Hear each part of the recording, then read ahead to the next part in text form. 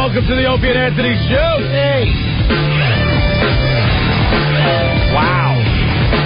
Good God. The whole gang back in New York City. Barely. My voice is almost back to normal. You lost your voice too, right, Ant? Yeah, it's a little raspy. All right, a couple phone numbers in the New York City area. 877-692-1027. Anywhere else outside of New York City, including Buffalo, New York today. Buffalo kicked our asses Saturday. Man. If you're in Buffalo or anywhere else outside of New York City, 866-2774-WOW. That number, 866-277-4-WOW. Anybody even tries to say that Buffalo doesn't know how to party can shoot themselves because I have never seen a bigger collection of partiers, of women with absolutely no scruples. One word. Zucchini. It'll be our little secret, Buffalo. Zucchini. 4-foot zucchini. 4-foot zucchini. It was supposed to be a whipped cream bikini contest. It turned out to be the whipped cream zucchini contest. Right. I guess the ABC affiliate up there. Had a little story on the news about us coming to Buffalo. It was the ABC affiliate? They're reporting that 250 people complained to the local police about the TNA with O&A event. I said going into it that someone would get arrested. Yeah. We came pretty damn close, but we're all fine and back in New York. Yeah, we are. I don't know. I saw a couple of people that were... with one guy who was trying to get into the limo with some strippers or something, and the cops just grabbed him and took him away somewhere. I think they tuned him up. What, he was trying to make some time at the strippers? Yeah, I guess he saw some ladies going toward the limo. Who was in that limo? That's what I want to know. Who was in there when those chicks were going there? Because some guy decided he was going to go in and kind of pull his pants down in front of the limo and try to show the girls what he had. Or I don't even know what was going on, and the cops just pounced him. Man. At no other event that we've ever done, and we've done quite a few, have I ever seen the women working security showing their wares. It was unbelievable. Even the chicks running security were up front and center just showing their cans. They had no choice. They had over 5,000 people shouting, whip them out, whip them out, whip them out. Mm-hmm. That's right. Over 5,000 people went to our event on Saturday. We were expecting, 1,000 of our listeners. Right. That would have been a success. They just kept coming and coming and coming and coming. The entire beach in front of us just full of people. Boats all over the place. Yeah, and then you look further back and you see the water. There's just boats all pulled right up, watching the debauchery. We're going to have so many pictures and video clips up on foundrymusic.com in the coming days. Yeah. I think the Buffalo website's going to have pictures. All our websites will have pictures. Yeah. My voice will not last 4 hours, I just realized. Joe from East Rockaway is asking, is this the Anthony and Brother Weeze show with the way your voice is? Well, I have one complaint, and he's a great guy, John Paul, who brought us to Buffalo on WNEW. He had just a tiny little monitor. Like, something you would set up in a bar for a beer night. Right. For what? A beer night. Peter Brady? I know, a beer night. And we really had to project our voices. We were shouting. Yelling. So we could get some sound through these speakers. Mm-hmm. And hence I lost mine. Yeah. What? No, I thought you were going to mention the crack hotel we stayed at. It wasn't a crack hotel. We'll get there. Not quite that high on the hotel chain. He's always has a problem. No, that hotel was a nightmare. Stunk. It was a nightmare. Yeah. Great place if you're filming a Snoop video. It was awful. Yeah, we had a slight problem with the hotel. I felt like I was in a seedy, trucker motel. Because my room was right next to the highway. Cars and trucks all night long. Like you felt like you were at one of those motels that you see up and down 95 and stuff, All you need is the red neon sign blinking outside your window. Yeah. It's pretty much would have just closed the deal. And I was in a smoking room. Mm-hmm. And by the time we got back to the hotel, I was too lazy to try to get a non-smoking room. I forgot how much I hated the cigarette smoke. Disgusting. Really? You had to get a smoking room? And then the animals that took over the hotel for the night. I don't know what it was. All I saw coming out of the elevators was a bunch of savages. There were a bunch of savages. I don't know what was We got back from the TNA with O&A gig in Buffalo. We're outside the hotel, and bus after bus starts pulling up. Yeah. From Great Adventure. No, from Six Flags. I'm sorry. From Six they Flags. were up at Six Flags, yeah. There were kids running around that hotel all night long. I think some of them had guns. I believe I heard something going off in the hallway. I believe that. And then you're in a good hotel with a lot of great guests when you leave your room and the elevator doors open up and police walk out of the elevator looking like they're not just there to visit. Yeah. They're on a mission. It was funny because it was obviously some kind of school trip or some kind of summer camp trip or some kind of fresh air fund, work release program, work release. Something was going on, and the chaperones just could not control their people. No. So they took over the whole hotel.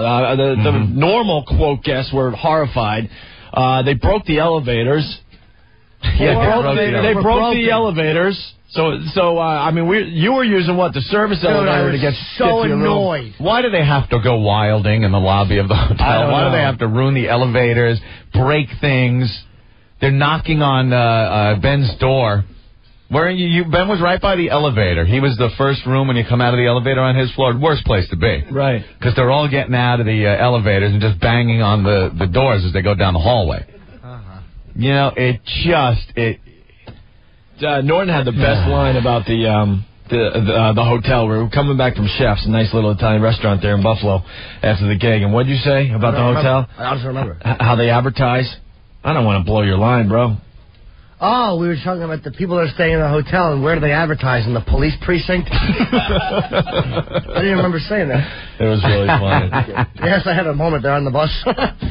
Yeah, everything rocked with the hotel. John Paul's on the line. John. Yeah. Hey, bro, what's up? Just trying to recuperate. Thanks for kicking our asses. I got to tell you, I was just talking to my GM, and he and I agreed that was the best radio promotion we have ever put together in our lives. Yeah, that was something, man. It was unbelievable. And you know what? We didn't even really do anything. We just kind of drank with the listeners up there, we just showed them TNA, and that's all they cared about. That's all they wanted. Because at first, I'm panicking. I'm like, usually when we do something like this big, we have a whole road show crew put together. Yeah. So we could go to like a Voss or a Stephen Lynch, and, we have fun. Mm-hmm. It was just us with mics and a lot of beer, and I knew 15 minutes into the gig, they just didn't care what we did. They just wanted to party and see some TNA. I got to tell you, after watching all those women, I never want to have a daughter. Jesus. That made me actually want to have one. Man, that was sick. I think some those girls will be having daughters in 9 months from now. So, and hey, listen, if next time we come up, if you can't get rooms at that same hotel, maybe you could just get us 8 Frigidaire boxes, and we could sleep in that behind the station. I'm glad at dinner I didn't ask you how the hotel was, because I had no idea it was that bad. Oh, really? The hotel stunk. It was awful. Dinner was good, though. Dinner was good. Everything was good except the hotel. Right. And my PA system. I mean, come on, John. That's all I got, man. My voice is shot now. In any road show or any appearances we've done in the past where there's been some major league sexual activity happening on the stage, somebody usually runs to us and says, guys, look, you're going too far. You're going too far. It never even came close to happening in Buffalo. We wanted to keep you guys protected from that. We've never gone further. At one point, a guy got up on the platform there while a girl was completely naked. Yeah. And he decided he's going to have sex. Yeah. He had some he was doing some work with his digits. Yeah. And then they would have gone all at it. He started pulling his pants down. And realized the crowd just starts going, boo, like they didn't want to see man junk. But then he realized he had nothing going on. Yeah, you don't want to do that in front of that crowd. He was going to humiliate himself. To hear 5,000 people just laughing at you. Little hairy pig knuckle. I was explaining it to some people that weren't able to go. I said, we were on the stage, and there's just a sea of guys, 5,000 guys on the beach, and all of a sudden you'd see like a circle of guys, and you're thinking, oh, man, there's a bunch of guys fighting. No, it was 2 chicks going at it in the middle of the guys. Yeah, on the sand. In the sand. Just going at it. Security runs over there thinking they got to break up a fight, and there's 2 naked women. It was great. I want to thank the police, the local police. They did a great job helping us out down there.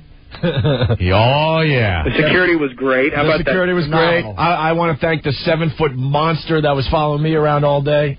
The 7-foot, 500-pound monster that made Steve from FoundYourMusic.com look like a midget. Where did you get your security guys from? The Hills Have Eyes? What a collection of lunatics. They were great, though, man. They did a great job, though. Oh, when you had to get from point A to point B through the crowd, it would have been impossible without those guys, like, just opening up the path. Yeah. When are you guys going to have the pictures up?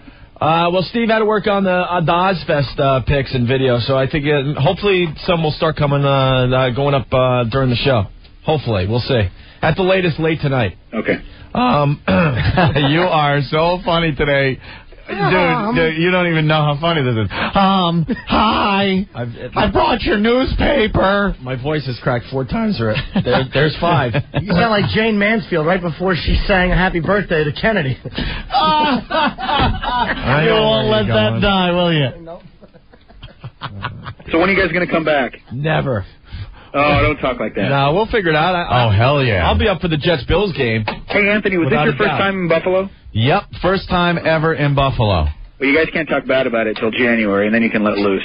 Yeah, when winter kicks in. I hear that's pretty brutal. But as far as your beach parties go, man, count me in. Yeah, I think everyone was impressed with Buffalo. I totally retracted all bad things I'd ever said about Buffalo. I totally retract them. The people were beyond cool. Amazing. So. Well, Saturday night at dinner, I was sitting next to Norton, and I said to him, yesterday I heard you ripping on TNA with O&A and making fun of Buffalo. I go, you feel bad about that? Well, the name is lame. The name.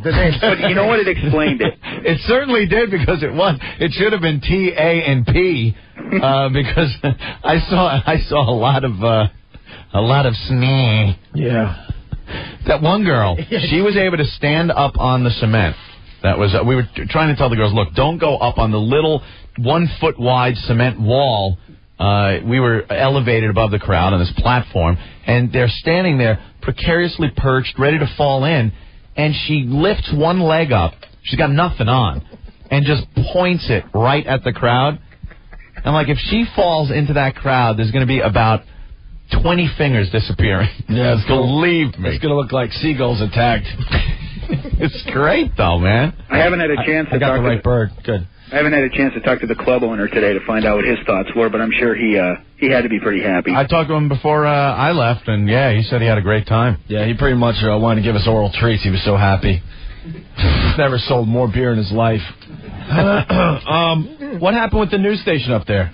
Oh, well, Saturday night I was watching TV, and the ABC affiliate had a quick story. It was quick. It was maybe 30 seconds long, and they were talking about how the Erie County Sheriff's Department had 250 complaints, and that syndicated talk show hosts Opie and Anthony were in for TNA with O&A, and there was, nudity and drinking, and it was loud, and that was about the whole gist of the story. They actually had a camera crew out front. They didn't come inside. Too bad. They should have had a boat. If they had a boat with a zoom on that camera, they'd have gotten some really great shots. I don't think they're going to be able to prove that there was a lot of nudity going on. Yeah, I don't think anybody had video or cameras going. Yeah, the year 2002. I don't think that stuff gets around. Of course not. FoundryMusic.com. Easy. All the fun stuff. All right, John. Thanks. All right, man. Thank you, guys. It was great. We'll do it again. Thanks for everything. If anything else pops up that you remembered, please give us a call back, okay? All right. It's all about Buffalo today. Right. Oh, yeah. And it's all about Philly today. We'll get into the Ozzfest stories. And it's all about New York City today. Details on the way. Hey, John. Yeah. All right, I love when you get that. Buffalo, those guys. that was really, aside from the dumb accents, everything about that, I really love Buffalo. That was phenomenal. That was a lot of fun. The zucchini thing was unbelievable. Oh, what maniacs they were. And they were just way cool. The girls never felt threatened. The guys were just cheering and being animals, but the girls you know what? I'm glad you brought that up, because that's very important. We do these things from time to time, and I'll tell you, man, O&A, the whole crew here, and our listeners, we really know how to party, without a doubt. But we're also pretty respectful, and we don't have many problems when we do these things. And we got to keep it that way. You're so right. No real problems at all, man. I mean, guys making remarks, and if you walk through the crowd, somebody will grab your ass. But I mean, that's as far as it goes. There's nothing. It was really. It was cool too, because a lot of the guys they would see a hot chick and they're like screaming, whip 'em out, and the girl just said no. And they left her alone. Yeah. And that, there were plenty of other girls that are totally willing, man. And it's great. Willing. they had freaking lesbian sex right in the sand. Oh, and we were supposed to do some stupid volleyball tournament.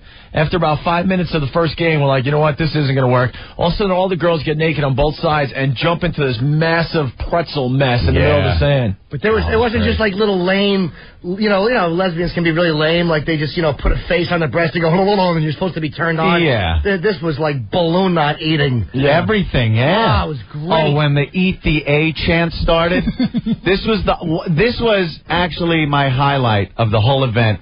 The zucchini thing, fantastic, but it didn't rank up there as far as I'm concerned with the two girls. Whipped cream bikini contest is going on. For some reason, they came up in pairs. Thank God. They start dousing each other in whipped cream. One spot of whipped cream goes right there at ground zero, and the girl starts eating the whipped cream. So that isn't good enough. One decided she needed chocolate sauce. Yeah. So the crowd's chanting, "Eat her A, eat her A." Well, she gets in position, the proper position. Whipped cream is applied, and the other girl's face just disappeared. And the crowd, the cheer that came out of the crowd when she started eating the A, unbelievable. I didn't think it would happen. This party was legendary. A lot of times we have to beg and plead for this stuff. Those Buffalo chicks gave it up. Amazing. Immediately. There was no begging, no, could you please, come on, the crowd wants you to. They would get up there and just do this stuff. They were surprising us. Hey, where are these pictures that you're checking out? Some of them are worth checking out. Where are they? BuffaloThong.com. There's tons of photos. What's BuffaloThong.com? It's a website. Steve, I think, is going to link it to the Foundry. All right. It's just, there's someone that was there? 16 pages of photos from the event. God. All right, yeah, there you go. And a bunch of the listeners have already started sending their pictures in, but there you go. The first batch of pictures from our Buffalo Roadshow, whatever it's called, the TNA with O&A party, BuffaloThong.com. If you want to check out some unbelievable pictures. I rubbed my helmet on like 40 different women just walking by. It was so crowded, I was just pushing my helmet on anything that wasn't moving. It was great. Hey, Will, what's up? Hey, guys. Hey, listen, Opie, you're from that area, so you know. I'm from the Batavia area. My cousin was over there, and he called me from that thing, and he couldn't even talk. I never heard such joy in somebody's voice before on the cell phone. He kept going, and he couldn't finish the sentence. He would, start it, and then he was so happy, and it was so much was going, he couldn't even finish a sentence, and then all of a sudden his cell phone cut out, like he just fell into the black pit of freaking sexual whatever, man. It was unbelievable. I kept trying to call him back, but I couldn't get a hold of him. it was amazing. Yeah, it was the only time since I've left there. I wish I could have went back. There you go. But we got to do something around here soon, guys. Well, we got a couple things. Cool. We did the softball game. We want to do another one of those, and we definitely want to do a full-blown road show before the end of the summer. So. All right, guys. Peace. All right, well, thank you. Bye. Tony, what's going on? Hey, guys. Great time Saturday. A couple of things. Did you happen to see the guy that was hanging on that huge antenna pole thing that was over near the Hummer? No. He did a face plant. It must have been 15 feet. Teeth fell out, blood everywhere. They had to carry him out. It was ridiculous. Some people get a little smashed. You know, that's I guess that's the Barty unit, because they were broadcasting live, so he climbed that thing? Yeah. Oh, my God. And the other thing was, there was a couple of 12-year-old kids walking around there. One of them was spending all of his time with one of the contestants to the WOW contest. I would kill to be that kid at 12. I had no idea who the parents were that would bring a kid to that, but... Well, I don't know how the hell. I don't know how they got in, because it was 21 and over. They must have been related to the owner or something. They even had a bouncer on the beach, so you couldn't sneak in from the water? From a boat. Because there had to be close to 100 boats right out front checking out everything, too. It was great, guys. I got a chance to meet all of you. And Norton, my girlfriend was the one that invited you up to the strip clubs with us. You should have came. You missed a lot of fun. You know what? I was really tired, and I didn't need... This is the amazing part about Buffalo. This is what a complete zero I am. I didn't get laid in Buffalo. Yeah. I mean, there was so many naked girls, and I struck out with... I was talking to one stripper, and she just walked away in mid-sentence. Yeah, you just had defeat after defeat. Yeah, you didn't have the dollar signs in your eyes. That's why she walked away. I have no rap at all. Nothing. There you go. Well, you got to make it up to Canada eventually. Thanks a lot, guys. It was great. We'll see you next time. All right, cool. Thanks, Tony. Whacking my bag in a crack hotel after a 5,000-person event. Let's go to Brock. What's up? Hey, how's it going, guys? All right, man. I just want you to know I'm switching. Plain and simple. All I'm eating now is zucchini and whipped cream pie. Yeah, that's between us and you guys, the zucchini. Unbelievable. I've never seen a female polish a balloon knot with saliva so beautifully. It was amazing. Dude, I was watching that. I dropped a tear. I felt a tear slide down my cheek, like the ghost tear with a one long tear. I was definitely moved. All right, cool, Brock. Thanks, guys. Norton wasn't even trying to be discreet. Like, the girls were in front of us showing the crowd, so it was kind of hard for us to get a really good view of the front of the girls. Norton would put his head down and stick his head, like, right between her knees and turn up and just look. Yep. And he'd be like, oh. He's digging the scenery. I am the person that you think I am. I am the creep. Classic. Let's go to Evil Eric. What's up, Eric? Oh, my God, do I hurt. Yeah. I cannot say I've never been more of a fan of volleyball in my life. That was not really the showstopper, but what a great way to start off the day. It was a good way to start. We were like, all right, volleyball, whatever. But when when both teams took their clothes off, completely nude girls on the beach looked really hot, and they're jumping around and hugging each other, and they're completely naked. Yeah. Completely. And then we couldn't clear the volleyball court to get any more volleyball in, so we're like, screw it.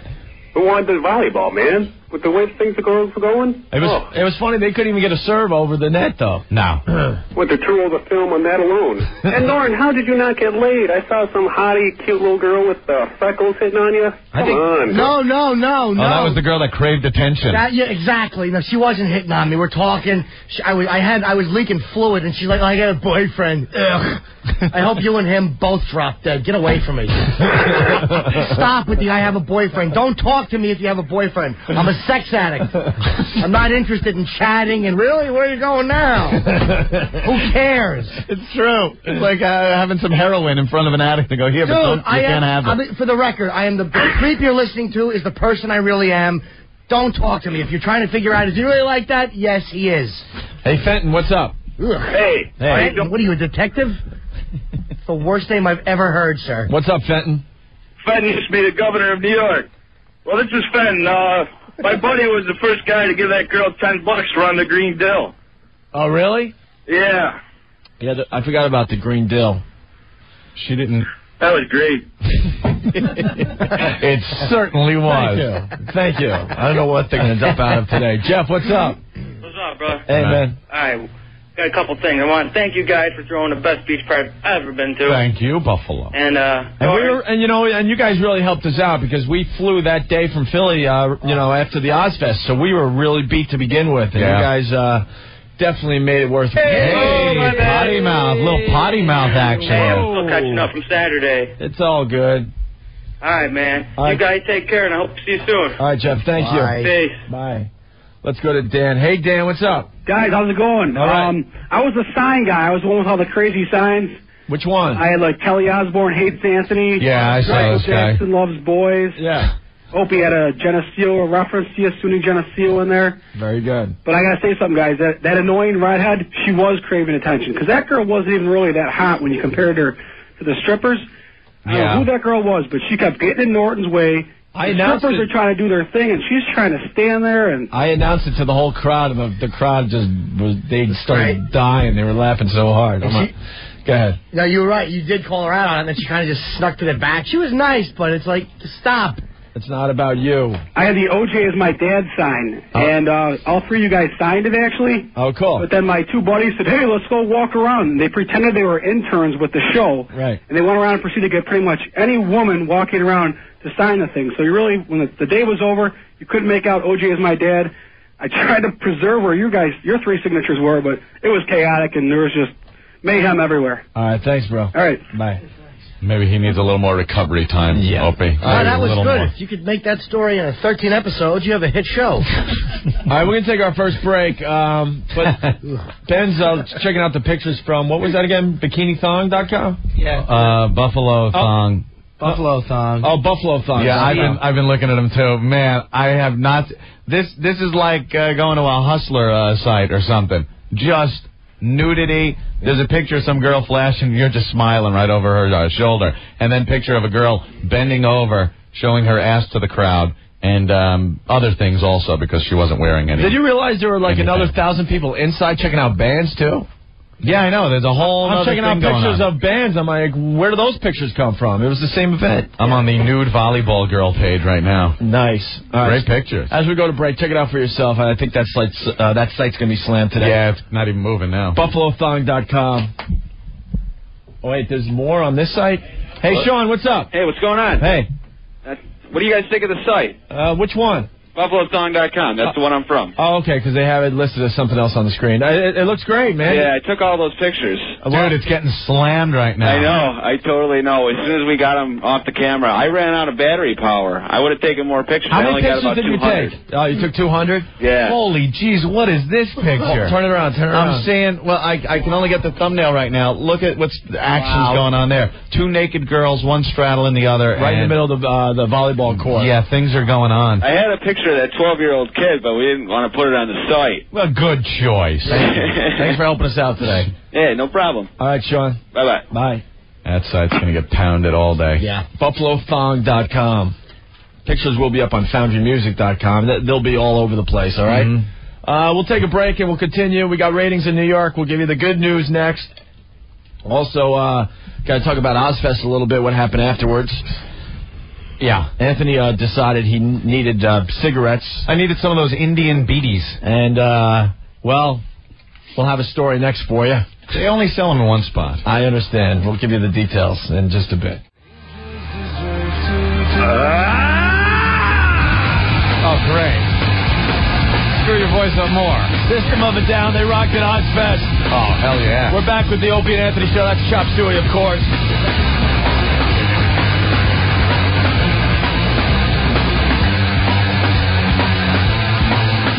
So, guys, anyone take the two-fist test over the weekend? Over the weekend? I forgot about anything it. Last night when you were home? Ladies, anything?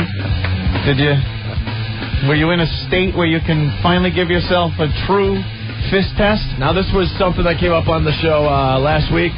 A guy called in and was bragging how endowed he is. Yeah. And said he could do the two-fist test and then some.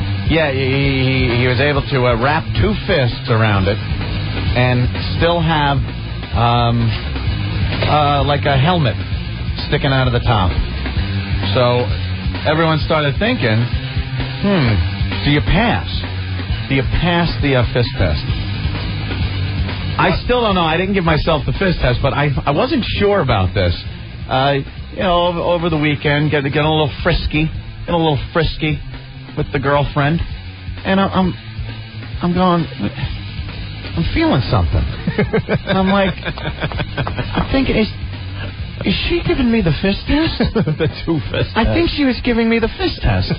And then I was getting all paranoid, like, if I don't stack up, because she got little hands.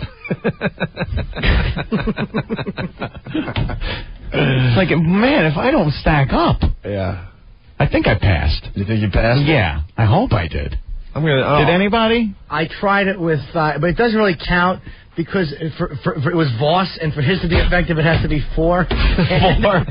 4 midget hands equals 2. 4 between you reach the halfway mark. No, I didn't try. I did one fist with 2 fingers in the balloon knot. Does that count for anything? That's classic. Because I have to stimulate. Right. I will do the two-fist test tonight. Will you? I'll have a full report tomorrow. On the couch with your blankie, or? Oh, yeah, I'll do it to myself. No big deal. Well, NASCAR is on the TV? Nah, no one's around. I'll just do it to myself. I don't give a crap.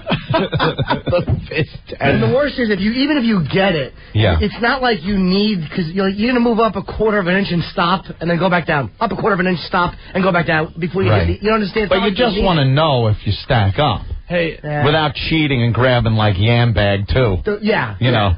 You don't want your pinky resting on your balloon knot when you're taking this test. It's not fair. Look at this paranoid guy checking in. Matt, what's up? Hey, guys, how you doing? All right. I was listening to your whole talk about the two-fist thing, and from what I recall, the guy who called up last week was like 6'4", right? Yeah. Well, I mean, I've been in EMT for a while, and I believe that your body parts are pretty much in probability with your body, so you should find someone the same height as you to really test the whole theory out. Oh, right. There you go. Your theory stinks, and I'll tell you why. If this guy's 6'4", that means he has huge hands as well. Yep. Well, that's what I'm saying. Which means there's a lot more ground to cover. Well, I don't know. I mean, maybe you should bring him in and check it all out then. But I feel. Well, you think we should? Why don't you? Yeah. Maybe we could ask him, just take it out. We could do the test and we could all laugh and lick the helmet. Shut up. And then we'll give him an oral exam. Yeah. I'm just saying. Punch me Good in the top day. over Good that day, thing. sir. Good day. Kenny, what's going on? Good day. Hey, what's up, guys? Hey. Hey, Norton, did you get your picture? You know what? Of course not. I met everyone but Ozzy. Oh, that's right. We left that open at the end of our Ozzfest. I heard he was looking for you. You guys just kept missing each other. I met everyone but Ozzy. We saw Ozzy walk by our broadcast tent. I know, I'll get to that in a second. But Norton did not get his picture with Ozzy. He got his picture with everybody else that was at Ozzfest. I did get Rob Zombie. I got Rob Zombie. Dude, the Rob Zombie, you missed it, Ant? Yeah. I was backstage with Jim. False alarm. He took 3 pictures of guys that looked like Rob Zombie. Anything with one, dreadlocks. One that was next to the bathroom there. He throws me the camera and goes, take the picture. I turn, I focus the camera real fast, and I click. Perfect picture. He's so excited. And he shows me, look, man, me and Zombie. Guy was Jamaican. And I'm like, Jim, that's not Rob Zombie. I think it was the drummer. A lot of the guys in the band look a lot like Rob Zombie. Right, yeah, the guitar player. If you see him quickly, you know? Yeah. I'm like, that's not him. He was so bummed. And then he had Rob Zombie walked out of the lunchroom there.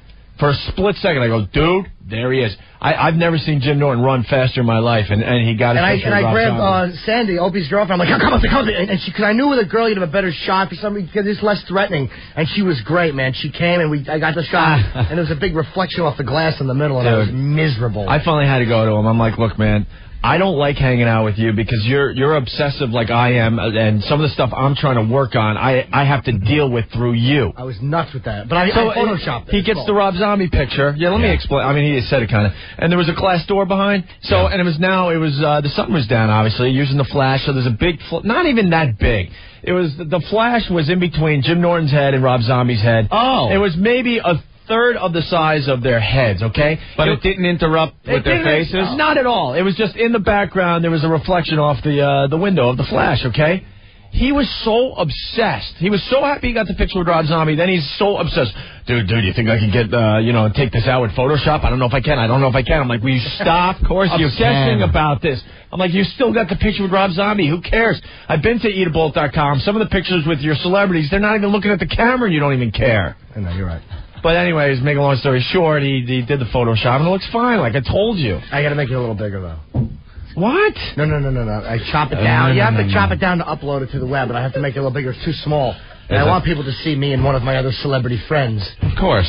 And I had a great time. I was rapping with Mike Borden, who's Ozzy's drummer. We talked about Sabbath. It was phenomenal. Because you're talking about Sabbath with somebody that the guy that actually played with Sabbath when Bill Ward wasn't there. It was Geezer, Tony, Ozzy, and Mike Borden. Of course. When Sabbath first toured, Bill Ward didn't do it a couple years ago. What did you think of Zombie's set? I liked it. I liked him a little bit better in the past because there was no stage show. His set was better than Ozzy's. No, it wasn't. You know what? Let me just. I had a real. All right, go with Zombie real quick from Ozzfest. He seemed to get tired real quick, and when I go see a band, you see how he moves on the stage. Though I don't blame him. Yeah, I know. He swings that hair around and whatnot. The thing is, I want to hear the goddamn singer sing. Don't put that microphone at the crowd when you can't hit the note. Ozzy did that a lot. He's been doing that for 20 years. I don't like it. Exactly. It's fine. I don't like that. And he was out of breath. I did notice that. Yeah, he was completely out of breath. Like he'd finish a song, and you could tell, like on the albums when he's singing these songs, he's way up there. And this one, he kicks himself down. He's singing a lot lower than he does, and he's out of breath. And you could tell he's not singing it because he's out of breath. So that was kind of, but the music carries it. I mean, it's great. They were real tight, sounded great. He was a little upset, too, with the crowd. They weren't really responding to him like they had in the past. He was constantly throwing his arms up and going, come on, give me something back. But, when you're coming off a little tired on stage. I'll defend Rob Zombie and the rest of the bands that are at Ozzfest. I think it's really tough to perform in that shed atmosphere. You think, yeah? Yeah, I mean, and they try to make like a mile back. Yeah, and they try to make like a little mosh pit in front and stuff, but it doesn't work. So now you're talking about a lot of people that are sitting, or they're standing, but they can't really move around and really rock out. And then, like you said, the lawn seems like it's a mile away. And the roof of the shed makes it so you can barely see the people on the lawn. Remember in elementary school, I remember making these things called dioramas, where you would take a shoebox, put a little scene in it, and cut a hole in the front and look in. That's exactly what it's like in the lawn seats. You're trying to look at the stage through the floor and the roof of the venue.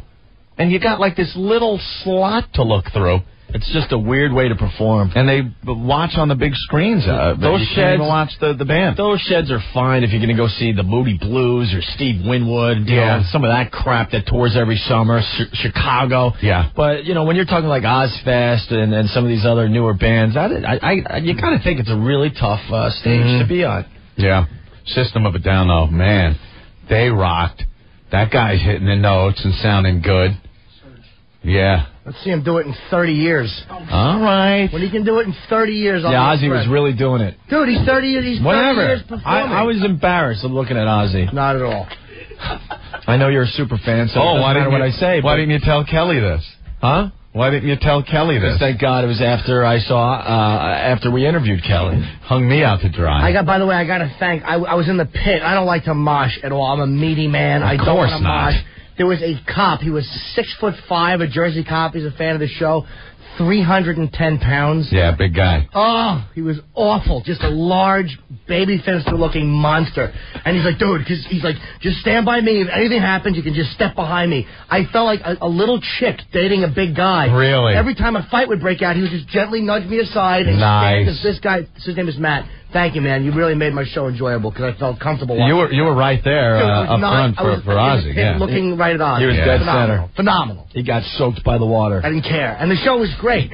Yeah? Yeah, man. Ozzy's got energy. He's one of the best live performers on earth.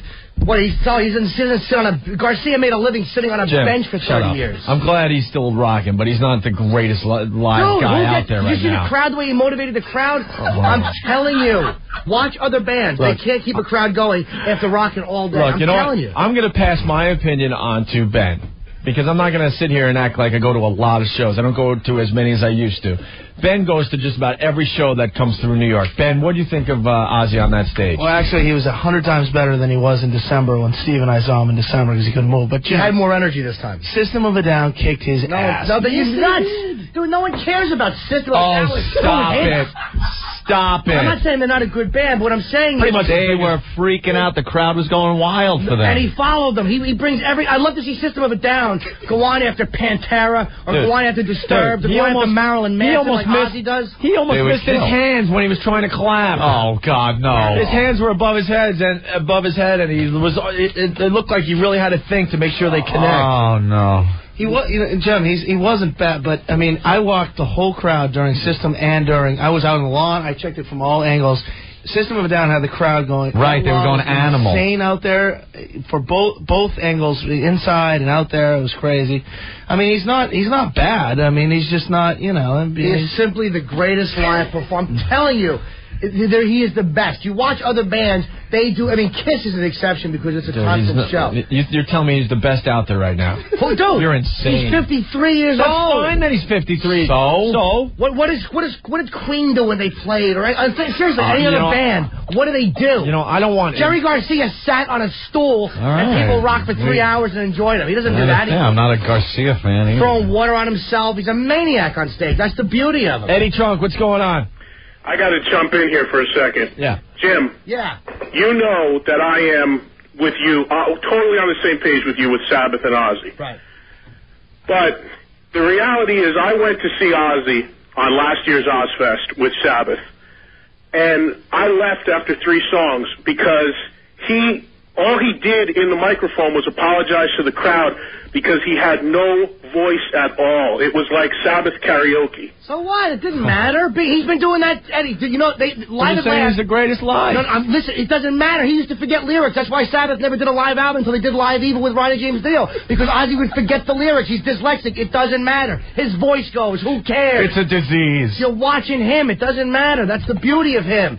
You want to watch someone that sings perfectly? Go see Styx. No one cares about that crap. And how many times did he say, I love you, effing guys? That's what Ozzy's been doing for 30 years. Well, Everybody else maybe is come ripping up with him off. something different. Everybody's ripping him off. You can't He said it about him. 10 different times. Dude. And every time he said it, it was like he said it not knowing that he already said it 9 times prior. Dude, that's like watching Richard Pryor and going, how come he's talking about black-white issues? All comedians are doing that. Yeah, because of him. Dude, you know what? My take on all this is simple. I don't think Ozzy wants to do this anymore, and I don't think he's wanted to do it for the last 10 years. I think he's kind of being pushed out there against his will. I think the guy'd rather kick back and do some other stuff. I've been backstage at his shows. You have no idea of the ordeal that goes on to pump him up in order to get him out there to even perform. There's paramedics that come in. There's people that give him shots. The guy is like they just resuscitate him, cart him out there for his hour, and whatever they get out of him, they get out of him. Dude, he did an hour and 40. It looked like child abuse. An hour and 40 minutes, dude. He was I felt like I was watching child abuse. Someone should step in. He has and historically save him. brought the best bands on. He toured with Motley Crue in '83, or he took Metallica in '84. He takes the hottest bands on earth with him, and he follows them. Jim, I hate to tell you this, Jim. In the late '70s. Jim, I hate to have this argument with you because you know I love you and you know I love Ozzy, but you know what? Ozzy could hardly tell you anything about any of the bands on Ozzfest. That's fine. He has no clue. And he doesn't need to. He doesn't need no clue. It doesn't matter. That's the beauty of him. That's why the show is a hit. All right, Eddie. It's him, man. You are so close to the point where you're going, no, he blows on stage, but that's the beauty of him. Like you're saying all these bad things are the beauty of him. I've said no bad things. It's all part of it, man. So what? He is the greatest motivator of a crowd. Watch him. Bon Scott was supposed to be great. It's okay that Ozzy helped you get through some tough times in your life, but you're absolutely insane. Nothing to do with that, dude. I watched the audience. I was glad that I got to see Ozzy. Look at Rob Zombie. Shut up. Look at I was glad that I got to see Ozzy at Ozzfest because I haven't seen Ozzy in many, many years. Yeah. But you know what? It was cool to check him out because he's an icon, but I would not sit there if I was a rock and roll reviewer and say, wow, that was a great show by Ozzy. Those critics have never said that. They didn't say it in 1975. That's fine, but I'm saying I wouldn't say that. I'm not one of those stupid rock critics. I have a pretty open mind. It's cool to see an icon on the stage, yes, and you know all the songs, yes. But as far as the performance goes, it was lame. And if Zakk Wylde isn't up there just losing his mind with all that energy, it would be really pathetic. What's better, Bono running around in yellow sunglasses, being a pseudo-intellectual hipster? I'm serious. What's better? What's brilliant about what U2 is doing? You know what? Whether you like or hate U2, they still put on a really solid live concert. What's a solid live concert? He doesn't have to say, I love you effing guys over and over again. Of course not. A solid live concert is sounding fantastic. Exactly. The band is tight. He sings all the lyrics. He doesn't go to the crowd to get through the songs. Ozzy has been doing that. He doesn't have to do this goofy clapping his hands over his head and missing. His whole career Ozzy's been doing He doesn't have to pour buckets of water over his head because, he might have to take a leak or something. Hey, guys, one last thing, and I'll let you go. Norton. All right. Look, see, now he's getting upset. What? I'm just reporting on a rumor why he throws water on his head. Stop it. I never heard that. It's been reported for many years. Oh, stop it. Why are you going to kill me? You didn't say it. Relax. Not at all. The rumor is he pours the buckets of water over his head because, he has a small bladder. Oh, stop it. I'm reporting it as a rumor. Eddie? I actually hope I never heard that. Mm-hmm. But you know what? I'll tell you what. All you need to know, and I'll go after this, the only thing you need to know about what Ozzy is all about in his career is the guy, and if everybody watches the Osbourne show, the guy cannot do back-to-back performances anymore because he has a hard enough time doing one. I can't do it, Sharon. Right. So you see that show, and you see what happened in that show. He still ended up getting back-to-back performances. And what happens to the people that spent their $100 a ticket that happen to go to night number 2 in their city and they get no Ozzy whatsoever? Right. They get a whole long. They do get Ozzy. What do they want? Again, what are they going to watch? Maybe they could watch some faggot Seattle band sitting there in their grunge clothes, all doped out. If they're alive, maybe they didn't overdose. No, but Jim, that's not what it's about. If you go see Ozzy, you want to hear him sing. He's been, Eddie, he's been doing that for 30 years. Sabbath never recorded a live album because you would forget the lyrics. What you just said about Seattle would have been relevant if we're doing radio in 1997. The whole Seattle thing is long gone. Thank you. It's long gone. It came and it went. He came in 1968, and he is still helping to sell 17,000 tickets. Look, exactly. I respect him that he's still. Thank you. I respect him that he's still putting on concerts, but you can't sit there and say that was a great performance. It's gone. It was okay. It was cool to see an icon, but it wasn't that great. It lasted for 7 years. 90% of the people there were there to see POD and System of a Down. No, they weren't. 90%. Yes, they were. Then why aren't POD and System of a Down touring on their own? They do. They're selling out that System of a Down is probably the hottest band in America right now. Nobody would open for Ozzy. Nobody would open for Ozzy if they go out and Sharon wouldn't have it. Not at all. That's not a good Sharon. They do it because they want to work with Ozzy. The show was okay, and I'm glad I saw Ozzy. The bands that played the main stage. But to sit there and act like he's the greatest live performer today, you're insane. He is the greatest live performer. Yes, he is. Dude, the bands that played the main stage, if you took Ozzy off the bill, it still would have been packed. Then why do they do it? Then why do they give Ozzy most of the money? Because it keeps Ozzy cool and relevant. There you go. That's why POD does it, or why System of a Down? No. They do it because it's a big outdoor festival that everybody wants to get involved in. But Ozzy, they card Ozzy out there every year because it keeps him in the audience with the younger kids. And when Lollapalooza was hot, a lot of those bands could have toured on their own, but it's a much bigger deal when it's a festival show. When it was hot. It's not anymore. Why? Nobody cares. Oh, you think Ozzfest is going to last as long as Lollapalooza did? No one cares. How many years did Lollapalooza 4 or 5 years? 4 or 5. Ozzfest is 5th already. Oh, there you go. Do you think he's going to make it to 10? Not because of his age, he won't. But could he continue selling? Sure. Well, who knows? I love the fact all these bands rip off Sabbath and they go out on their own and people think, wow, these guys are great. Really, come on, stop. Hey, Jim, I agree with you that Ozzy's been deteriorating but for a long time, but the point of the matter is it gets worse with each year. And here's the truth, dude. This is directly from somebody inside. Every year they do the set list, they have to get rid of more and more songs, some which were huge hits, because when Ozzy sang them on record 10, 15, 20 years ago, he can't even come close to singing like that anymore. I know that. Why do you think Sabbath wouldn't do Dude, I could have told you that. All right. Simply, who so cares? Then why is it still a good live show? It doesn't bother me. He's shortchanging his fans. That doesn't bother me. He's not shortchanging his fans. That doesn't bother me. I'd say if you're not a real Ozzy fan, don't go. I would say that was a great performance if I had paid $10. All right, you probably would, but you didn't pay anything, so you should have enjoyed it. Well, you got it for free. You want to talk about Ozzy selling out, though, Jim? You went to the show at Jersey Continental Arena in December. That was definitely not sold out. There were a lot of... Half empty. No, you're right. It wasn't half. Well, Kid Rock is the hottest thing in music, and he did 5,000 tickets. Where did he do 5,000 tickets? Philly. No, he did more than that. And this album isn't as good as the last one. And his record sales are way down. It might be over for Kid Rock. So you can't even. That's not a good example. The point I'm making it is a perfect example. No, somebody after a couple of years who's on fire. No, the point these guys are making is that Ozzy on his own wasn't selling many tickets, Jim, and Ozzfest is sold out all over the country. That had nothing to do with Ozzy being on his own. When you come around twice in the same year, it's difficult to sell. That's a reality, man. That's a reality. Jim, the Stones are doing stadiums, arenas, and clubs. If 98% of all tickets sold. U2 sold out all the tickets. System of a Down's playing at Jones Beach here in New York. Dave Matthews sold out all his tickets. He's a huge following. So did Hitler. So what? He sold out Nuremberg. So Dave Matthews will outsell Ozzy probably anywhere. That doesn't mean anything to me. It's a good show. Dave Matthews puts on a good show. You guys go with the hot bands that all the girls like. Go ahead. I don't care. Have you ever gone to a... Then shut your trap. You don't know what you're talking about. I've never drank out of a black mule either. It doesn't mean I have to do it to realize I don't like it. Exactly.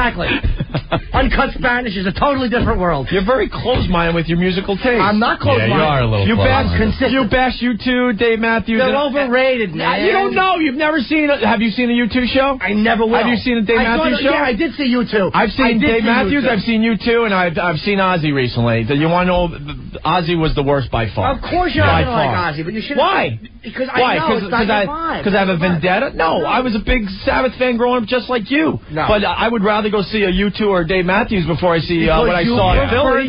You prefer them. Jim, doesn't it stand to reason that if all you listen to is Ozzy Osbourne and Black Sabbath... Not all I listen to. Not all I listen to. But that you are Ozzy's staunchest defender in this regard. And I saw you in that pit. I was right in front of you the whole time. You were like a child. I've never seen you that happy before. You were dancing and waving your arms and smiling. I'm right. That's I'm fine. 100% Just saying, right. maybe your motivation in this whole thing is a little different than a music fan just talking about other bands with other people. You seem a lot more dedicated to Ozzy. That's what a fan is.